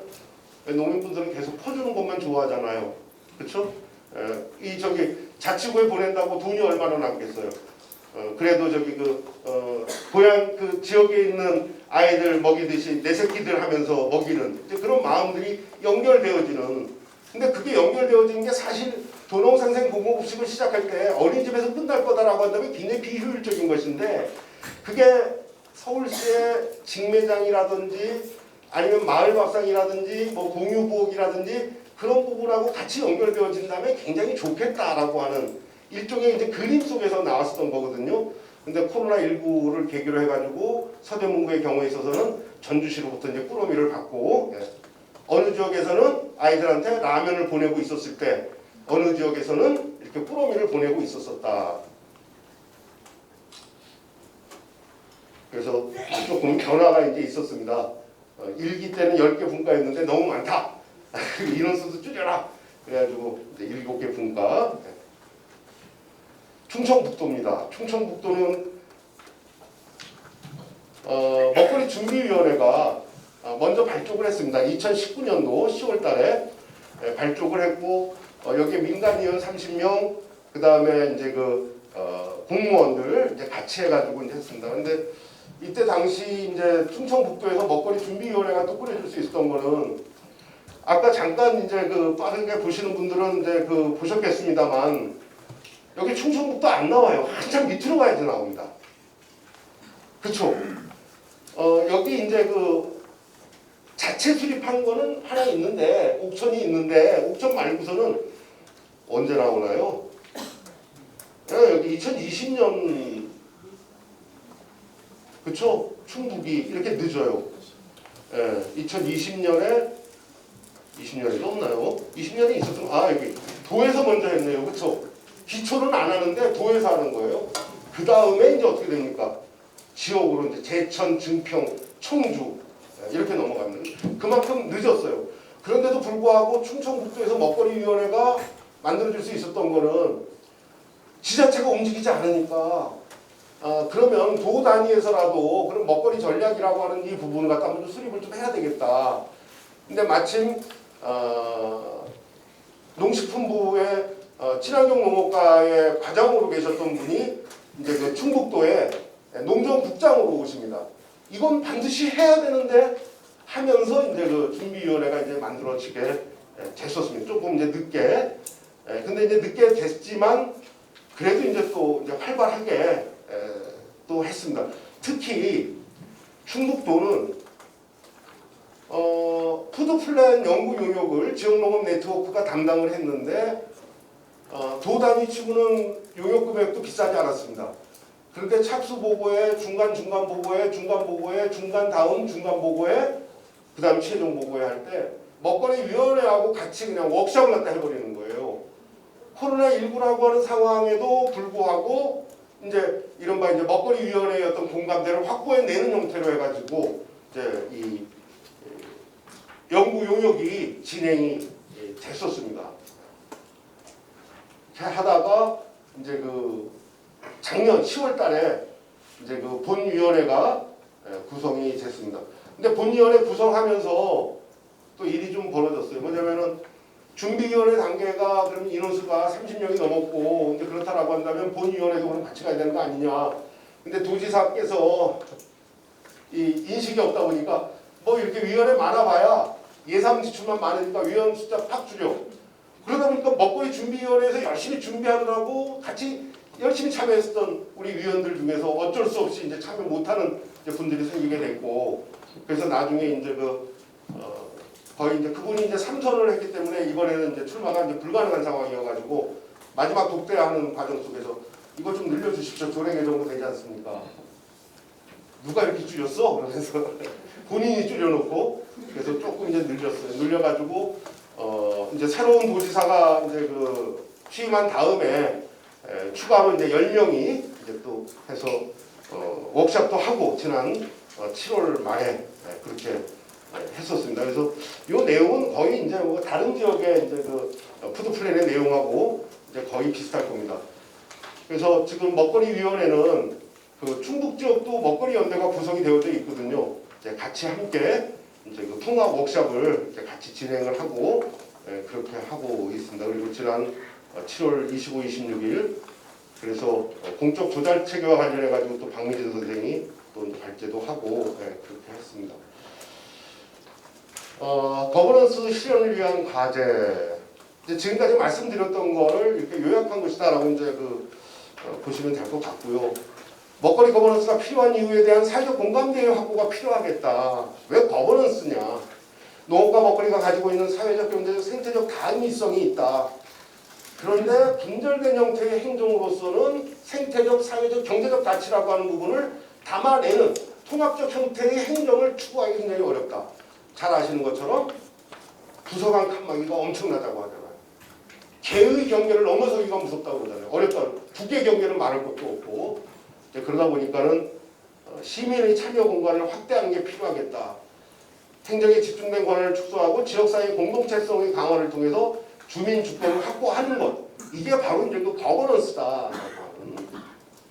그래서 지역사회 공동체성 강화는 주체 간 네트워크, 자발성에 의해서 가능하다. 어린이집 문제인데 나는 우리 집에 어린이집 다니는 애 없어. 그게 아니다라고 하는 거죠. 그러니까 지역사회에 있어서 주체 간 네트워크, 뭐 환경하고 그다음에 먹거리하고 생협하고 여러 조직들이 같이 아이들의 먹거리 문제에 대해서 이제 또 집중하고 이제 그렇게 될 수 있는 거잖아요. 그리고 이제 자발성, 위원회 참여는 자발성에 기초한다. 예전에 위원회 만드는 습관대로 해가지고 행정부서에서 어느 단체 두고 찍어 눌러가지고 위원회에 참여하십시오. 자발성이라고 하는 건 도저히 발휘가 될 수 없죠. 창의력 발휘가 안 되죠. 아쉬움이라고 하는 부분이 이야기되는 그런 구조여야 되는데 행정이 준비한 그 회의 자료 가지고서만 이야기되는, 그러니까 꿀먹은 벙어리가 돼버리고 충북도의 한 지역은 이제 그 공무원분이 이제 이야기하시는 거예요. 뭐냐면은 위원회를 개최했는데 위원들이 한마디도 안 해가지고 이게 너무 힘들다. 이거 어떻게 했으면 좋겠냐. 그리고 위원회 하기 전에 이렇게 토론, 그 다음에 자신의 생각들을 갖다 좀 이해하게끔 하는, 이제 그래서 말문을 갖다 열게끔 해야 되는 거 아니냐. 이제. 그래서 위로부터의 어떤 그 거버넌스가 아니라 밑으로부터 이제 그 참여하는 구조가 이제 돼야 되는 거 아니냐. 먹거리 관련 다양한 주택 협력의 체계를 지역 단위에서 구축해내는 거. 지금 이제 광역하고 기초지자체장의 선거 결과와 관계없이 정책 결정의 일관성을 유지하는 것이 이제 필요하겠다라고 하는. 사실 이제 이 부분이 이제 그 좀 뭐라고 할까 부담스러운 이제 부분들이 되는 거죠. 좋은 정책이면 단체장이 누가 되든 상관없이 그냥 지속적으로 좀 펼쳐줬으면 좋겠는데 전임 뭐 분수의 전임 시장의 것이다라고 해가지고 막 지우려고 하는 거. 이제 이러한 일들이 벌어지지 않기 위해서는 좀 더 이제 그 시민 사회에 있어서의 어떤 그 거버넌스의 어떤 그 지속 가능성이라고 하는 부분이 이런 면에서 좀 필요한 것 아닌가. 그거 건드렸다가는 표 떨어져 안 돼. 강동구처럼 송파구처럼. 예. 그리고 행정부서 내 이제 부서 간 협치. 공무원의 담당 공무원은 진짜 굉장히 열심히 하고 싶어요. 지난번에 AT에서 푸드플랜 패키지 지원 사업인데 경기도의 K시예요. 거기에 담당 공무원이 오셔가지고 이야기를 하시는데 엄청나게 열의가 엄청난 거예요. 근데 기반 시설은 안 돼 있고. 그러면은 패키지 지원 받더라도 어떻게 되겠어요? 그야말로 몸살 나가지고 못하는. 그러니까 담당 공무원들의 인식의 정도는 굉장히 높은데 위로 올라가면 상층에서는 아이 뭐야 무슨 소리야 우리 시에서는 참외만 잘 팔면 되지 뭔지 뭐 그런 형태. 그리고 사실 중소농이 발언권이 센 사람들이 아니잖아요. 근데 푸드플랜에서는 누구를 챙기자는 거예요? 중소농, 여성농, 고령농을 챙기자는 거잖아요. 지역 내 오피니언 리더가 아닌 사람들을 껴안자라고 하는 거. 이게 바로 공동체성의 강화가 아니냐. 부서간 협치, 그리고 먹거리 정책에 있어서의 어떤 그 자문관 위촉, 시민 및 지역사회의 의견 수렴이라든지 서울시는 그러했었습니다. 먹거리 정책 자문관을 둘 수 있다라고 해가지고 그래서 한 1년 정도 이제 그 잘 활발하게 이제 그 유지가 됐었었죠. 민간 협력 체계 구축이라고 합니다. 제가 공무원 한 명을 좀 자랑을 좀 하려고 합니다. 충청북도예요. 강창원 주무관인데요. 나 푸드플랜 몇 년 동안 좀 열심히 좀 할 테니까 나 딴 데 보내지 말아달라. 공무원에서 전문관 제도라고 하는 게 있다고 그러더라고요. 천양의 경우에 있어서도 김영관 팀장이 팀장 역할하면서 전문관 그걸 했다가 나중에 이제 그 과장으로다 이제 승진을 하셨습니다만 강창원 주무관 그래가지고 최소 보직 기간은 이제 3년 동안은 움직이지 못하는 거예요. 그러니까 어떻게 본다면 이분이 이 강창원 전문가의 입장 속에서 본다면 그야말로 이 푸드플랜 먹거리 선순환 체계 이것이 내가 공무원에 있어서의 어떤 그 일종의 뭐라고 할까요? 하나의 어떤 그 굉장히 중요한 소임으로 생각을 하고 하는 거지요. 나주시에 갔었을 때 좀 나이가 많은 그 여성 공무원이 있었어요. 그 늘봉이죠 우리가 말하는. 이제 그분이 이제 여기저기 이제 많이 이제 다니고 했었던 거예요. 이제 농업 관련 부서에서. 근데 그분이 하시는 이야기가 뭐냐면은 지금 로컬 푸드플랜 관련해 가지고 이 일을 하다 보니까 내가 할 수 있는 내가 다룰 수 있는 예산 액수는 굉장히 작다. 근데 액수는 그렇게 작음에도 불구하고 내가 이렇게 의미 있게 이 공무원 활동을 한 적이 없었었다. 그러면서 그 보람을 이야기하더라고요. 그러니까 많은 경우 우리가 뭐 그 이 행정 속에서 일을 한다라고 한다면 이 배정된 예산 속에 사람은 안 보일 수가 있는데 푸드 플랜, 그다음에 로컬 푸드, 그다음에 먹거리 선순환 여기에서는 항상 우리가 염두에 두는 것이 사람이잖아요. 사람이 보이기 시작하더라. 그러니까 굉장히 좀 뭐라고 할까 이제 일을 하더라도 이렇게 좀 보람차고 이제 그랬다라고 하는. 충북은 먹거리 통합지원센터와 관련해 가지고 이 20억 원씩 이제 지원하는 사업을 매년 하고 있습니다. 내년에도 하고 있고요. 그래서 이제 옥천이 괴산이 제일 먼저 됐고 그다음에 옥천, 그다음에 제천 이렇게 되어 있습니다. 그래서 나름 이렇게 뭐 하고는 있는데 지금 좀 늦은 편. 그런데 먹거리 관련된 위원회가 시군 기초 단위에서 제대로 구성된 데가 없어요. 아마 먹거리 선순환, 푸드 플랜 관련해 가지고 많이 가는 지역 중에 하나가 가장 많이 가는 데가 어디냐면은 완주죠. 그 다음에 충북의 옥천도 많이 가십니다. 왜냐하면 옥천에 로컬푸드 직매장이 굉장히 잘 되고 있고 로컬푸드 직매장 바로 옆에 붙어 있는 뜰팡인가요? 거기 카페 이제 등등. 그 다음에 학교 급식이라든지 공공급식 지원이라고 하는 부분이 같이 또 결합되어져 있고 그런데 먹거리 기본 조례도 만들어져 있지 않다. 먹거리 위원회도 없다. 그러니까 협치 몰라요. 옥천산림협동조합이 너무 협치를 잘해서 그랬는지 몰라도 협치의 제도화는 거의 이루어지지 않은 상태. 저 이제 오늘도 이제 그 충주에서 왔습니다만 충주에 로컬푸드 직매장 이번에 만든대요. 근데 저 몰라요. 그러니까 로컬푸드 뭐 먹거리위원회 뭐 이제 등등등.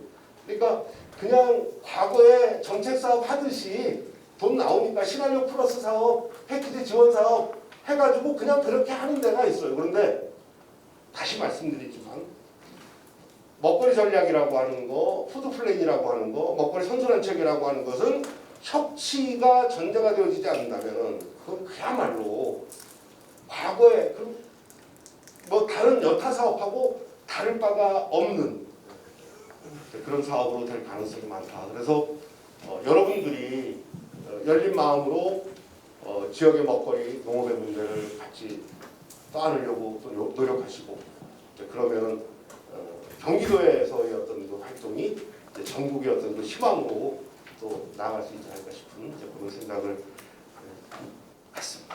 제가 시간을 좀 많이 쓴 듯합니다. 네, 죄송합니다. 네, 고맙습니다.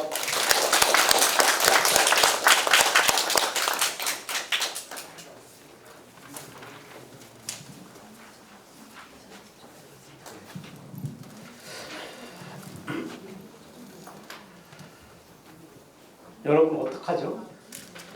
걱정스러워 죽겠는데요. 딱 5시까지 마무리해야 돼요? 네? 근데 지금 해야 될 일이 너무 많아서 어떨지 모르겠습니다. 아무튼 그 임명선 교수님께서 서울 얘기도 하셔야 되고 충북 얘기도 하셔야 되고 그냥 충북 얘기만 들을 거라는 생각도 들긴 합니다만 아무튼 뒤에서 또 이 발표해 주실 분들이 좀 잘 역할을 해주셔서 사실 오늘 어떻게 보면은 우리 11개 시군의 먹거리위원회 위원장님들 담당 팀장님이나 과장님들을 좀 모셔서 지역 얘기를 좀 듣는 게 굉장히 중요한 또 과제 중에 하나여서 어떻게 한번 해보도록 하겠습니다. 두 번째 사실 얘기는 지난 우리가 1차 포럼에서 시군의 먹거리 실행 계획을 어떻게 하고 있습니다라는 얘기를 듣는 시간이었는데 그날 화성시에서 먹거리 이익위원회 출범이 있어가지고 그때 이 과장님도 못 오시고 팀장님도 못 오셨거든요. 아직 과장님 못 오신 거죠? 팀장님은 계신가요? 혹시? 네. 그래서 화성 얘기를 충분히 저는 들으려고 했습니다만 시간 관계상 한 5분 정도 좀 축약해서 말씀 주셨으면 좋겠습니다. 소개드리겠습니다. 그 화성시 농식품유통과의 최정우 팀장님 모셔서 화성시의 먹거리 실행 계획에 대한 얘기를 듣도록 하겠습니다. 네, 박수로 맞으시면 고맙겠습니다.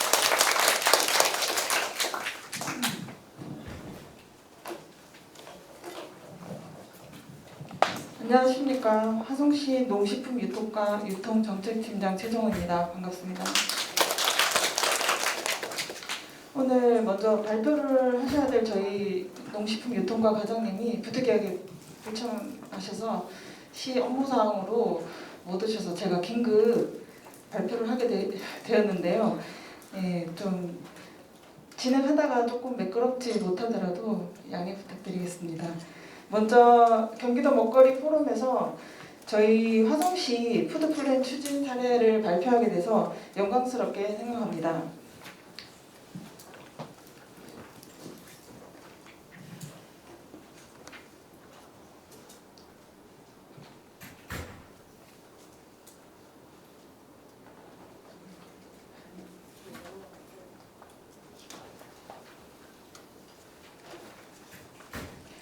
화성시 먹거리 계획 실행 현황 및 과제에 대해서 발표하도록 하겠습니다.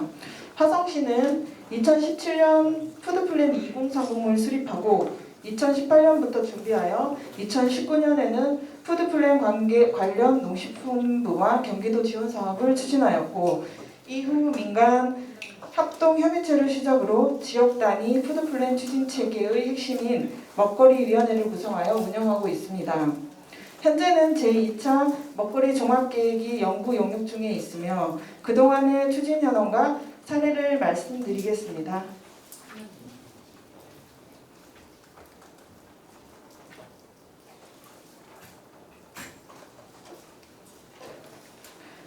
먼저 화성시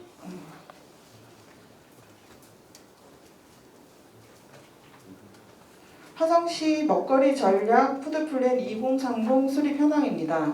2017년 7월 화성 푸드플랜 2030 수립 용역이 완료되면서 우리 시는 수립된 계획을 어떤 방식으로 실천할 것인지 고민하였고 2018년 7월 100만 시민과 함께하는 행복 먹거리 공동체를 향한 화성 푸드플랜 추진 방안 자체 보고회를 가졌습니다.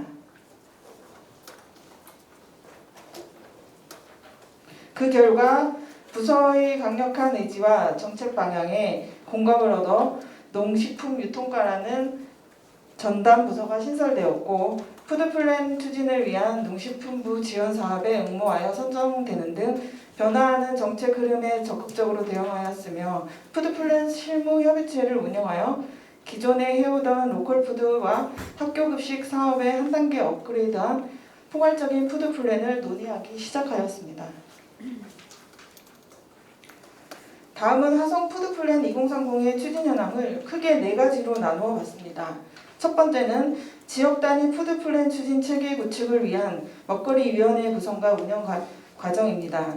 2019년 먹거리위원회 구성을 위한 사전 단계로 화성시 지속가능 발전협의회와 함께 생산자, 소비자, 유통조직, 사회적 경제 조직, 식생활 교육 전문가, 행정 등으로 구성된 민간 협의체를 운영하면서 시민 대상 푸드플랜 아카데미를 진행하였고 먹거리 조례 작성 TF팀을 구성해서 각 분야의 의견이 반영된 화성시 먹거리 기본 조례안을 작성, 제안하여 조례로 제정되는 등 먹거리 관련 주체들의 참여 확대를 노력하였습니다. 2020년에는 먹거리 기본 조례에 근거하여 먹거리 관련 단체에서 추천받은 방식으로 2020년 8월 먹거리위원회를 구성하였으며 2020년 11월에 먹거리위원회 공동위원장님이신 시장님과 함께 위원회 발대식과 먹거리 기본 헌장을 채택하고 선언하면서 운영을 시작하였습니다.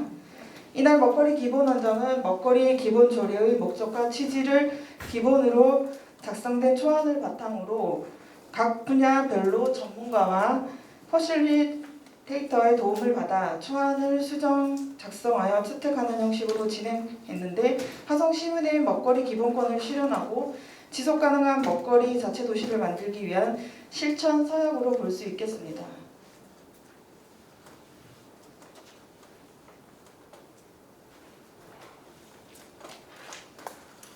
화성시 먹거리 구성 현황과 먹거리 헌장 내용입니다.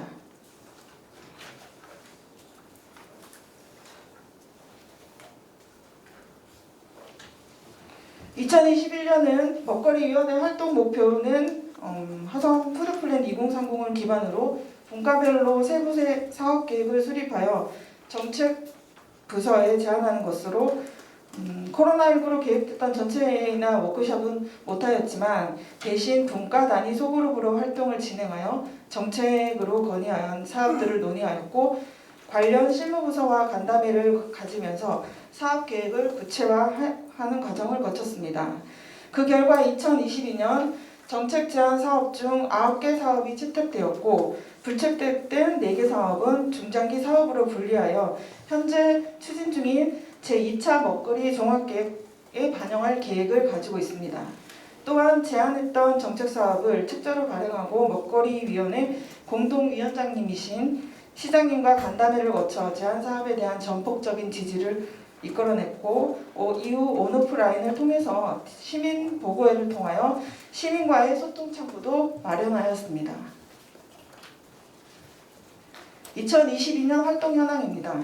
2022년은 전년도에 분과별로 채택된 정책 사업에 대하여 모니터링을 하고 현재 용역 중인 제2차 먹거리 종합계획 수립에 적극 참여하여 시민들의 의견이 반영된 계획을 수립하고자 합니다.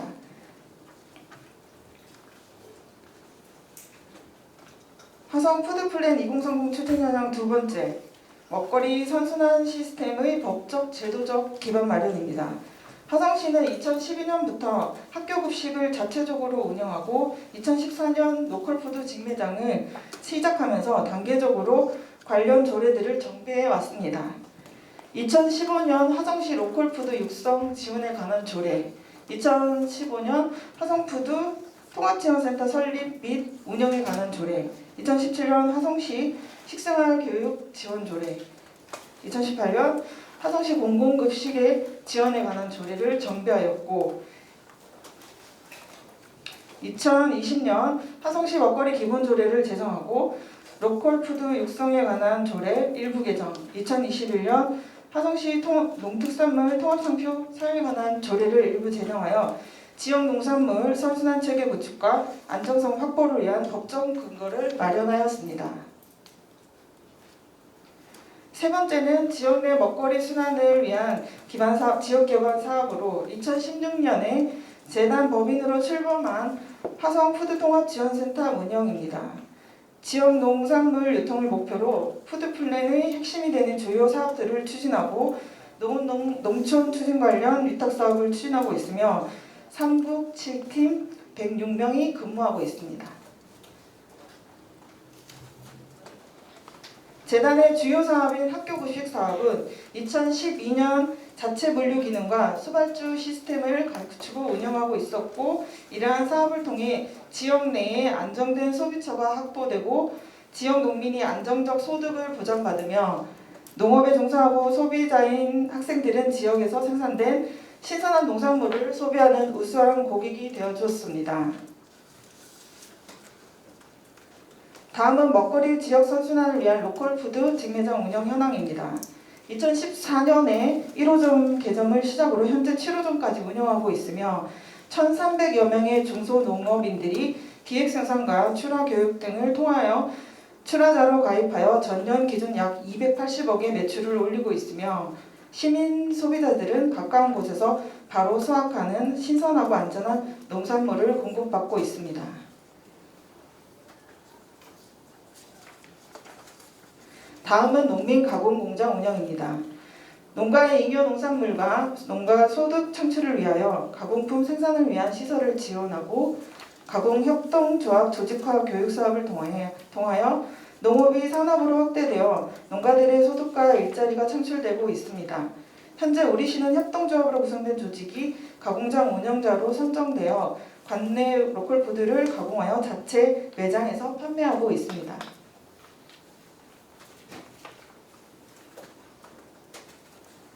화성 푸드플랜 2030 추진 현황 네 번째 분야, 자치단체장의 관심 공약과 농식품부, 경기도의 협력과 지원입니다. 민선 7기와 8기를 거쳐 거버넌스의 중요성과 파트너십, 먹거리 선순환, 지역 상생에 대한 적극적인 의지가 반영되어 이러한 정책을 추진하고 있습니다. 다음은 2019년 중앙정부와 경기도, 화성시가 먹거리 협약을 통하여 지역 푸드플랜을 추진을 위한 정책적, 재정적 지원을 약속한 사례로 지역 푸드플랜 추진을 위한 각 기관별 역할을 재확인하여 정책의 방향과 목표를 정하고 기관 간 협력 관계를 재정립하였습니다. 화성시는 중앙정부와의 지원에 적극적인 공모 사업을 통해서 산지 유통센터 등 화성시에서 부족했던 하드웨어 시설을 확보하고 안정성 분석 장비 등을 지원받아 화성 로컬푸드 인증제를 추진하는 데 많은 도움을 받았습니다. 2019년 시작한 5개 사업 중 3개 사업은 완료하였고 화성 공공급식 로컬푸드 물류 중심이 된 농산물 산지 유통센터는 2022년 올해 준공 예정에 있고 4개년 사업인 농촌 신혼력 플러스 사업이 내년까지 추진됩니다.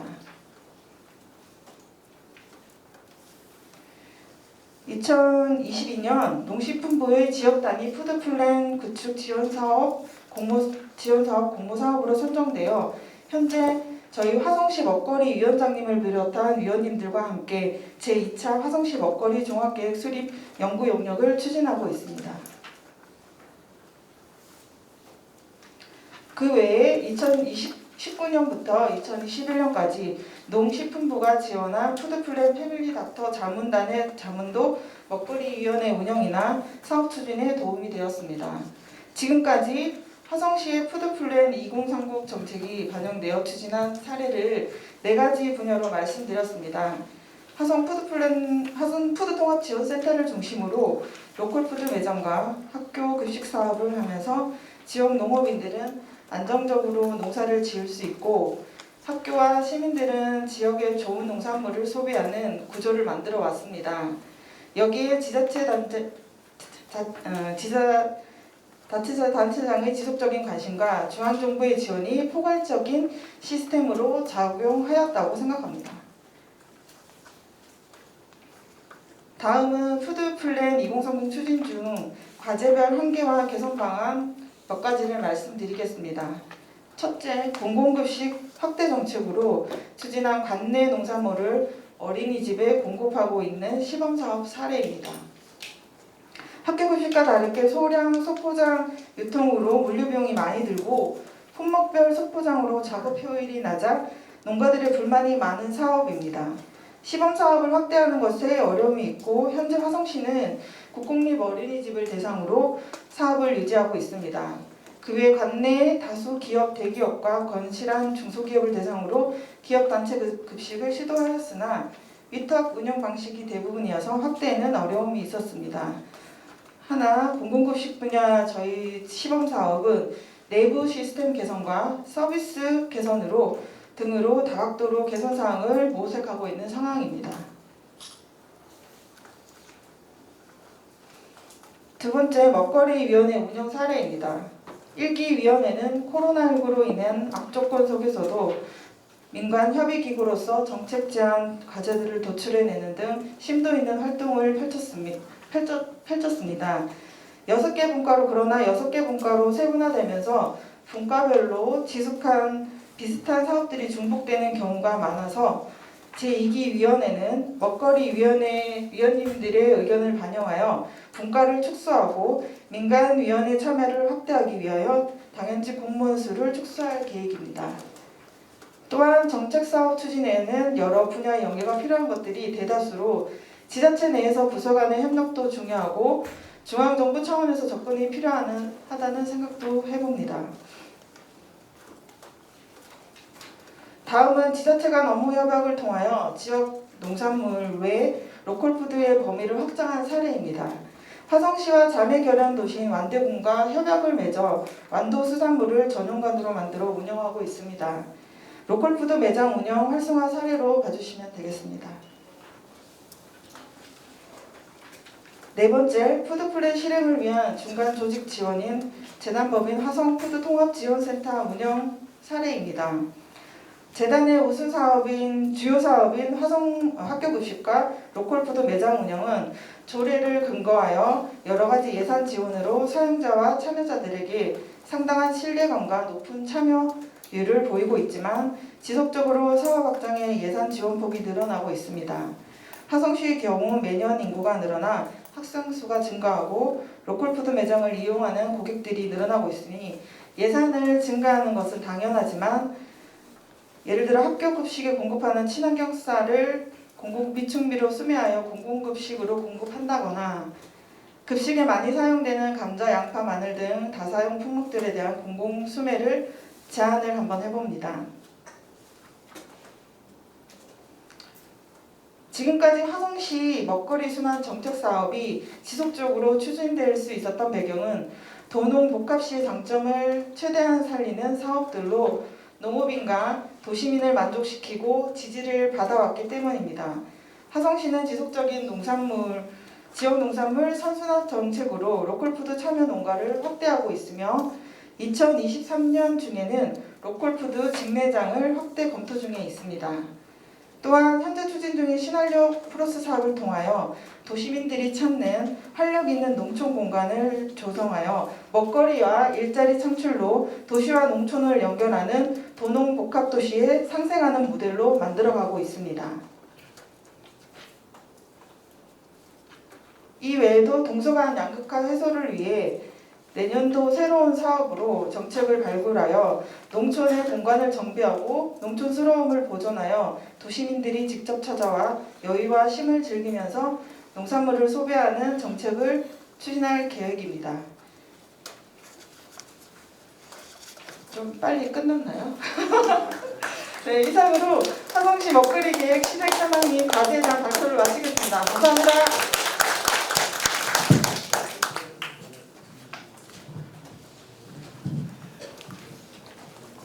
잘하셨습니다. 빨리 끝내주셨습니다. 마지막 발제인데요. 사실은 경기도 그다음에 31개 시군의 먹거리위원회가 어떻게 구성되어 있고 진행하고 있는지에 대한 내용을 우리 박미진 경기도 먹거리위원회 집행위원장님께서 발제를 해주시도록 하겠습니다. 네, 부탁드립니다. 네, 제가 한 말이 있기 때문에 99쪽을 봐주시면 되겠습니다. 이번에는 기본 현황만 정리했기 때문에 평가나 과제를 정리하지 않았습니다. 현황의 중심을 잠깐 말씀드리고 저희가 3차 포럼 때는 실제 거버넌스 활성화해서 무엇을 할 것인가를 논의할 거기 때문에 현황 중심의 내용과 제가 11개 시군의 먹거리위원회 위원 명단까지 다 받아서 첨부를 했거든요. 이호는 각 시군별로 먹거리위원회를 구성할 때 각 분야를 어떻게 좀 구성하고 있는지를 보기 위해서 해놨기 때문에 시군별로 좀 참조를 해주시면 되겠습니다.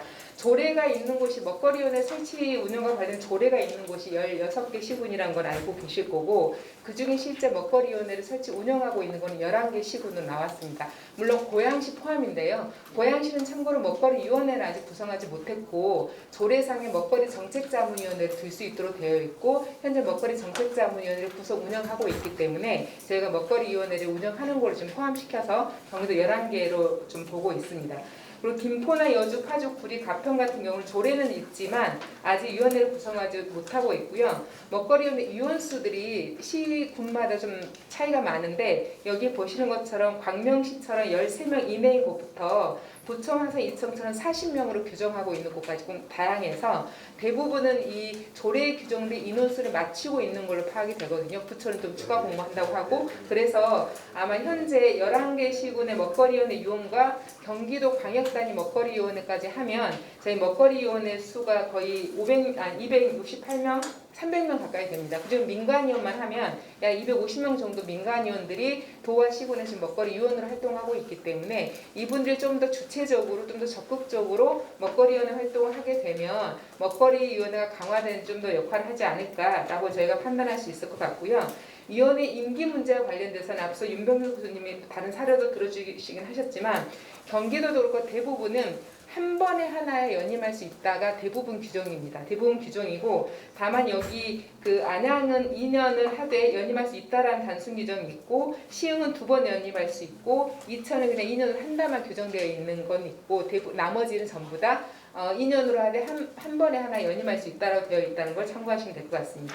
그리고 분과위원회 구성과 관련돼서는 분과위를 구체적으로 조례상 명시하고 있는 지역과 분과를 둘 수 있다는 임의사항으로 명시하고 있는 곳들이 있는데 결과적으로 지금 11개 시군데 6군데 정도가 분과를 구성해서 운영하고 있는 걸로 나왔고요. 다만 분과위원회가 활발하게 움직이고 있지는 않더라라는 게 현황인데 아시는 것처럼 지금 아마 먹거리위원회 위원장님 나오시면 말씀하겠지만 지금 가장 큰 어려움이 광역이든 기초든 코로나라는 핑계도 있었겠지만 먹거리위원회가 정상적으로 정기회의를 하거나 임시회의를 하거나 분과위원회 회의를 정상적으로 하고 있지 못하더라라는 문제였고 왜 못하고 있을까라는 각자의 고민들이 굉장히 많은데 그건 저희가 이후에 좀 논의를 해보도록 하겠습니다. 나머지 여기 이제 먹거리위원회 구성 운영 현황까지 쭉 정리가 되어 있기 때문에 한번 보시고요. 뒤에 있는 시군 추진 현황이랑 조례 비교 자료는 그냥 오늘 참고로 해주시면 되겠습니다. 이후에 이걸 가지고 다시 토론할 일이 있기 때문에 저는 현황을 간단히 살펴보는 걸로 마치도록 하겠습니다. 감사합니다. 네, 고맙습니다. 네, 이제 마지막 순서가 되겠습니다. 좀 더 여유를 갖고 많은 분들이 얘기를 좀 들어야 되겠기 때문에 한 분 한 분 좀 모셔서 다 얘기를 들어보도록 하겠습니다. 먼저 각 시군의 오늘 11개 지역 중에 4군데를 빼고 7군데 지역의 위원장님들, 공무원분들이 와 계신 것 같은데요. 먼저 부천의 이정아 위원장님, 네, 앞으로 나오시고 혹시 부천에서는 김재철 센터장님이 나오셔야 될 거 아니에요? 네. 공무원분 혹시 같이 주무관님 오셨으면 주무관 그 위원장님을 같이 오신 주무관님이나 팀장님 오셨으면 같이 나와주시면 고맙겠습니다. 두 번째로는 화성의 한성업 위원장님, 아까 화성 발표가 있었는데 그 다음에 안양의 김인봉 위원장님, 평택의 이승희 위원장님, 희흥의 김경숙 부위원장님, 그리고 위원장님 아니신다만 수원의 남궁진영 위원님, 용인의 박영순 위원님. 네, 앞으로 좀 해서 7분이신데 같이 공무원분들, 팀장님 또는 주무관님 같이 오셨으면 같이 좀 해주시고요. 제가 순서 말씀을 드린 대로 우리 7개 시군에서 오신 우리 위원장님, 또 민간위원장님들이죠. 그리고 공무원분들 이렇게 참석을 해주셨는데 마이크를 드릴 테니까 1, 2분 내로 시군 지역의 위원회 운영에 대한 얘기와 또 하시고 싶은 말씀 있으면 해주시면 고맙겠습니다. 먼저 부천의 이정아 위원장님부터 마이크 드리겠습니다. 네, 안녕하세요. 부천시 먹거리 위원회 위원장 이정아입니다. 네. 저희는 먹거리위원회가 올해 작년에 민간 먹거리 네트워크가 형성이 돼서 지역에서 먹거리 관련한 민간 단체들과 시민들이 함께 1년 동안 이 먹거리 조례를 준비하고 진행하는 것을 함께 했습니다. 그래서 조례가 만들어졌고 위원회를 구성하는 과정까지 굉장히 어려운 일이 있었습니다. 그런데 민간과 함께 했기 때문에 시민들의 공감대를 얻기 위해서 다양한 노력들을 해서 조례도 통과시켰고 위원회를 구성하는데도 민간의 의견을 적극적으로 좀 반영하는 활동을 했습니다. 지금 분과가 구성이 되어 있고요. 저희는 분과를 자체적으로 매월 운영하고 있습니다. 그래서 아직 예산이 확보되지 않았지만 저희 시민들은 사실 돈이 없어도 열심히 하잖아요. 부천시는 분과위원들이 매월 운영을 한다는 원칙을 가지고 지금 활발하게 활동하고 있습니다. 감사합니다. 네, 부천 화이트입니다. 바로 그냥 옆에 이어서 마이크 잡아주시죠. 네, 안녕하세요. 수원시 먹거리위원 남궁진영입니다. 지난 1차 포럼 때 제가 말씀드렸는데 불행히도 저희는 운영위원회가 아직 한 번도 개최되지 않았다라고 말씀을 드렸고 오늘도 이제 여러 가지 얘기를 들으면서 아까 임병수 교수님이 협치가 중요하다고 말씀 주셨잖아요. 당연히 민간에서만 열심히 해서 될 일도 아니고 또 그래서 관이 주도적으로 할 일도 아닌 것 같고 지금 이 자리에 저희도 이제 담당 공무원이 오셨는데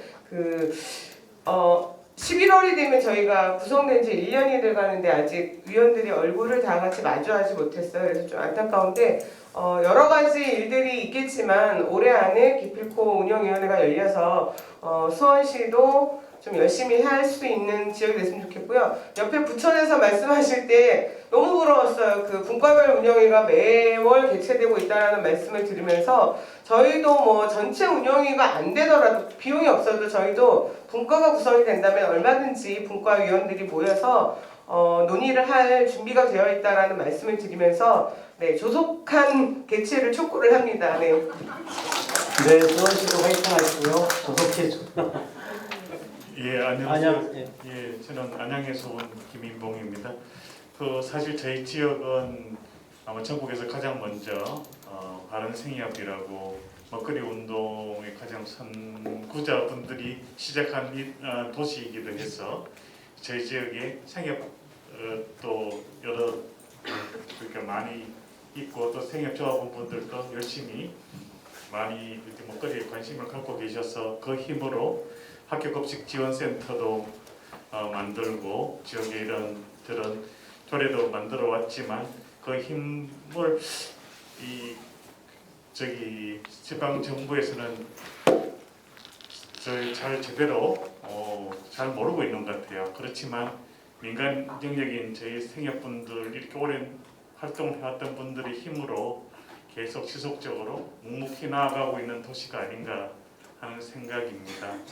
먹거리 제가 사실 먹거리 여기 한 말씀 드리고 싶은 건 사실 이 생협분들이나 뭐 이렇게 먹거리 운동에 지속적으로 관심 있던 분들이 누구에게 올바른 먹거리 주자가 아니라 내 먹거리 내가 무엇을 먹을 것인가 하는 이것이 가장 중요한 기조여야 되는데 늘 먹거리 정책 이렇게 전략이 이렇게 오면은 좀 그것도 없다고는 할 수 없겠지만 기본적으로 누구에게 그러니까 먹거리 복지 부분이라든가 이런 부분에 조금 더 방점이 있는 것 같아서 또는 생산하시는 분들에게 방점이 있는 것 같아서 좀 안타까움이 있어요. 우리가 뭘 먹을까를 고민하면서 우리에게 먹거리를 주시는 농부에게도 감사하고 또 우리가 먹는데 옆에 못 먹는 분이 무엇인가에 대한 고민도 하는 것은 지극히 당연한 거겠지만 늘 잊지 말아야 되는 건 우리가 뭘 먹을까라는 그 기조에서 먹거리 위원회 활동들이 이루어졌으면 좋겠다는 바람을 늘 갖고 있습니다. 예, 고맙습니다. 네, 다음 하성 위원장님. 저는 하성에서 왔습니다. 제 직업은 40년간 농사를 졌고요.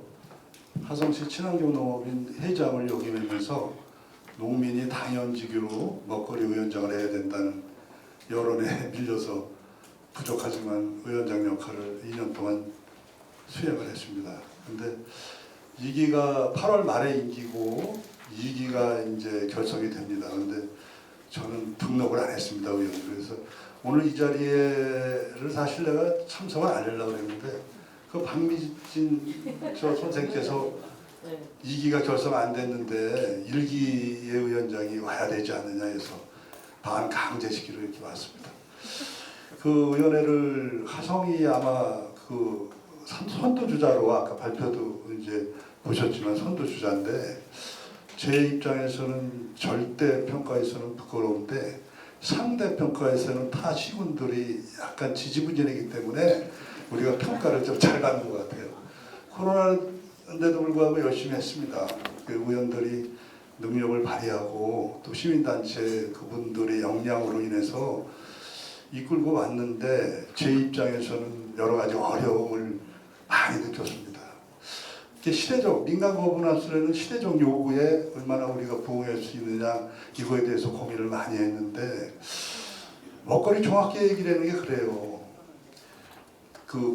이제 미래의 푸드 플랜이라는 계획을 세우는데 먹거리 종합계획 세우려는 것은 미래를 계약하는 거거든요, 사실. 근데 아무나 세울 수 없는 거죠. 그렇지 않습니까? 여러분 사실 먹거리 부분에서 여기 의원들도 많지만 먹거리 부분에서 문제의식을 가지고 계십니까? 뭐가 우리 지역사회에서 먹거리 부분에서 뭐가 문제고 농촌 문제고 소비 문제고 복지 문제에 대해서 여러분 문제의식을 갖고 있느냐 이거죠. 지금 행정체계에 대해서 여러분 한번 숙고해 본 적이 있으신가? 그거부터 점검을 해야 된다고 봅니다. 그래서 저도 그것 때문에 고민을 많이 했는데 그게 민간으로서 역량이 우리가 전문가는 아니지 않습니까? 뭐 식품 역량을 공부하고 기획이나 그 먹거리 계획 세우는 전문가는 아니고 누구도 세울 수 없어요. 공무원들은 아까 윤병준 교수님이 얘기했듯이 2년이면 인사이동 돼가지고 전문가가 공무원도 없습니다. 그러면 여기 교수님을 비롯하여 뭐 여러 전문가들이 계신데 그분이 우리 지역사회에 와서 계획을 세울 수 있느냐? 절대 아니라고요. 거기에 이제 우리가 고뇌가 있습니다, 사실. 그래서 이 고뇌를 어떻게 풀 것인가? 교육이나 학습을 통해서 해야 되는데 그게 가능한가? 먹거리 의원들 생업이 있는 분입니다. 여기 나와가지고 돈 받는 것도 아니고 월급쟁이도 아닌데 과연 여기서 전념할 수 있느냐? 절대 그거 아니죠. 애들 길러야 되죠. 살림해야 되죠. 직장 있죠. 근데 어떻게 할 거예요? 어려움이 많죠. 그래서 이런 딜레마에 좀 빠져서 이 일기 때 내가 고민을 많이 해서 살이 많이 빠졌는데 내놓고 보니까 2kg가 찌더라고요.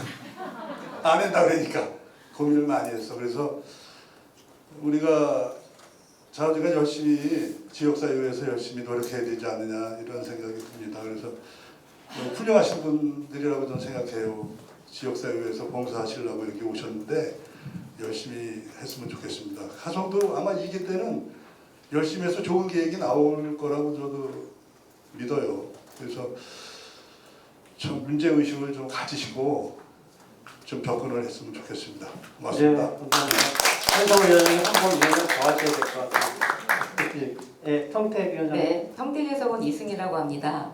네, 저희는 평택이 협치회의라고 19년도에 협치회의를 시작을 했는데요. 그 협치회의를 하면서 그 중에 이제 푸드플랜에 대한 이야기가 나왔어요. 회의 안건으로. 그래서 푸드플랜을 실행을 잘 해보자라는 취지로 먹거리 시민연대를 조직을 먼저 했고 먹거리 시민연대를 중심으로 먹거리위원회가 조직이 돼서 지금 15명 정원인데 지금 한 분이 결석이어서 14명으로 운영이 되고 있고 3개 분과가 운영이 되고 있는데 저희 분과위원회를 저희도 생각으로는 아까 말씀하신 것처럼 용인에서 말씀하신 것처럼 한 달에 한 번씩이라도 만나자라고 했는데 그게 참 진짜 현실적으로 쉽지가 않더라고요. 그래서 올해 1월 달에 먹거리위원회가 처음 시작을 했는데 지금 5월 달에 한 번 했고 그리고 2번 회의를 했고 언제 또 회의를 할지 모르겠습니다. 그런데 저희가 이제 2번째 회의를 하면서 일단은 15명의 위원을 20명으로 늘렸기 때문에 좀 분과위원회가 인원이 조금 많아지면 조금 더 활성화될 수 있지 않을까라는 기대를 해봅니다. 그런데 저희 조례를 만들 때는 저희가 이제 먹거리 시민연대가 있음에도 불구하고 저희랑 같이 논의하지 않았고 시의원하고 아마 시에서 조례를 만든 걸로 알고 있어요. 그래서 조례를 자세히 잘 통달하지 못해서 내용을 잘 이해를 하지 못하고 있고 그리고 저희가 먹거리 실행계획을 준비를 했고 2026년까지의 계획이 세워져 있는데 내년의 계획을 어떻게 실행을 할지 그것은 먹거리에 관심 있는 그리고 이제 생협 활동을 하시는 분들 그리고 시민연대에 함께하고 있는 분들이 항상 관심은 갖고 있는데 내년에 무슨 그 계획들이 얼마만큼 실행이 될 수 있을지 그것은 항상 자문적 보니까 저희가 특별히 못하고 있는 것 같지는 않은데 늘상 불안하고 걱정되긴 합니다. 제가 위원장이라는 역할을 맡고 있지만 지금 옆에 화성위원장처럼 고민이 크지 않았답니다. 살도 많이 찌고 그리고 별로 많이 고민을 안 하고 있는 것 같은데 오늘을 계기로 여러 지역의 이야기를 듣다 보니 평택이 결코 뒤처지지는 않았지만 한 가지라도 실행을 제대로 해서 내세울 만한 먹거리 실행 계획을 가지고 있는 평택이 되었으면 좋겠다라고 다시 한번 생각하게 되었습니다. 감사합니다. 네, 감사합니다. 우리 용인의 박영선 의원님. 네, 안녕하세요. 용인시 먹거리위원입니다. 저희는 2021년 조례를 근거로 해서 먹거리위원회가 이제 위촉됐는데 한 번도 만나지 못했어요. 그래서 여러 가지 이유가 있으시겠지만 저희 또 용인시는 특례시잖아요. 할 일이 되게 많으실 것 같고 그다음에 이제 앞서 다 말씀하셨는데 이 협치를 위에서 아래가 아니고 아래에서 저희 의견들을 현장에서 들으셔서 좀 같이 논의하고 좀 그 다음에 용인시는 또 배곡살이 있잖아요. 지금 쌀 적체가 엄청 심각한 걸로 알고 있는데 그 쌀을 어떻게 저희가 소비하고 생산과 소비를 어떻게 만들어낼지 되게 저조차 되게 고민되는데 그거를 좀 같이 만나서 먹거리위원회랑 같이 만들어봤으면 좋겠다는 생각이 듭니다. 그래서 앞으로 좀 지금 저도 앞서 다 먹거리위원님들께서 말씀해 주셨는데 빨리 먹거리위원회가 빨리 통구되어서 같이 만나서 중지를 좀 모았으면 좋겠다는 생각이 듭니다. 어려울수록 같이 좀 대면하면서 해결하는 게 좋지 않을까 생각됩니다. 네, 고맙습니다. 다음 시흥에는 부위원장님 오셨네. 김경석 부위원장님. 네, 반갑습니다. 시흥의 김경숙입니다. 저희는 위원장님이 부시장님이시고 민의 그 대표는 부위원장으로 제가 됐습니다. 그리고 현재 우리 시흥시 먹거리하고 관련돼서는 분과가 3개과로 되어 있는데 2개과는 굉장히 잘 운영되고 있습니다. 매달 만나서 이야기를 나누고 뭘 할까에 대한 시흥시의 고민을 제대로 먹거리에 대한 고민을 하고 있는데요. 이게 시작이 반이라고 시작할 때 우리가 굉장히 염려했던 부분이 있었습니다. 시흥시는. 왜냐하면 이거를 풀어내는 곳이 위생과여서 굉장히 어려웠었는데 지난달에 시장님께서 말씀을 하셨어요. 팀을 따로 꾸려서 먹거리는 그 팀을 따로 이제 해서 합시다라고 말씀하셨어요. 그래서 희망이 보이고요. 내년도에는 올해보다는 더 조금 더 한 걸음이 아니고 한 10걸음 정도는 더 나갈 수 있을 것 같습니다. 왜냐하면 처음 해보는 거라 뭔지 몰라서 어리버리한 지가 1년이고요.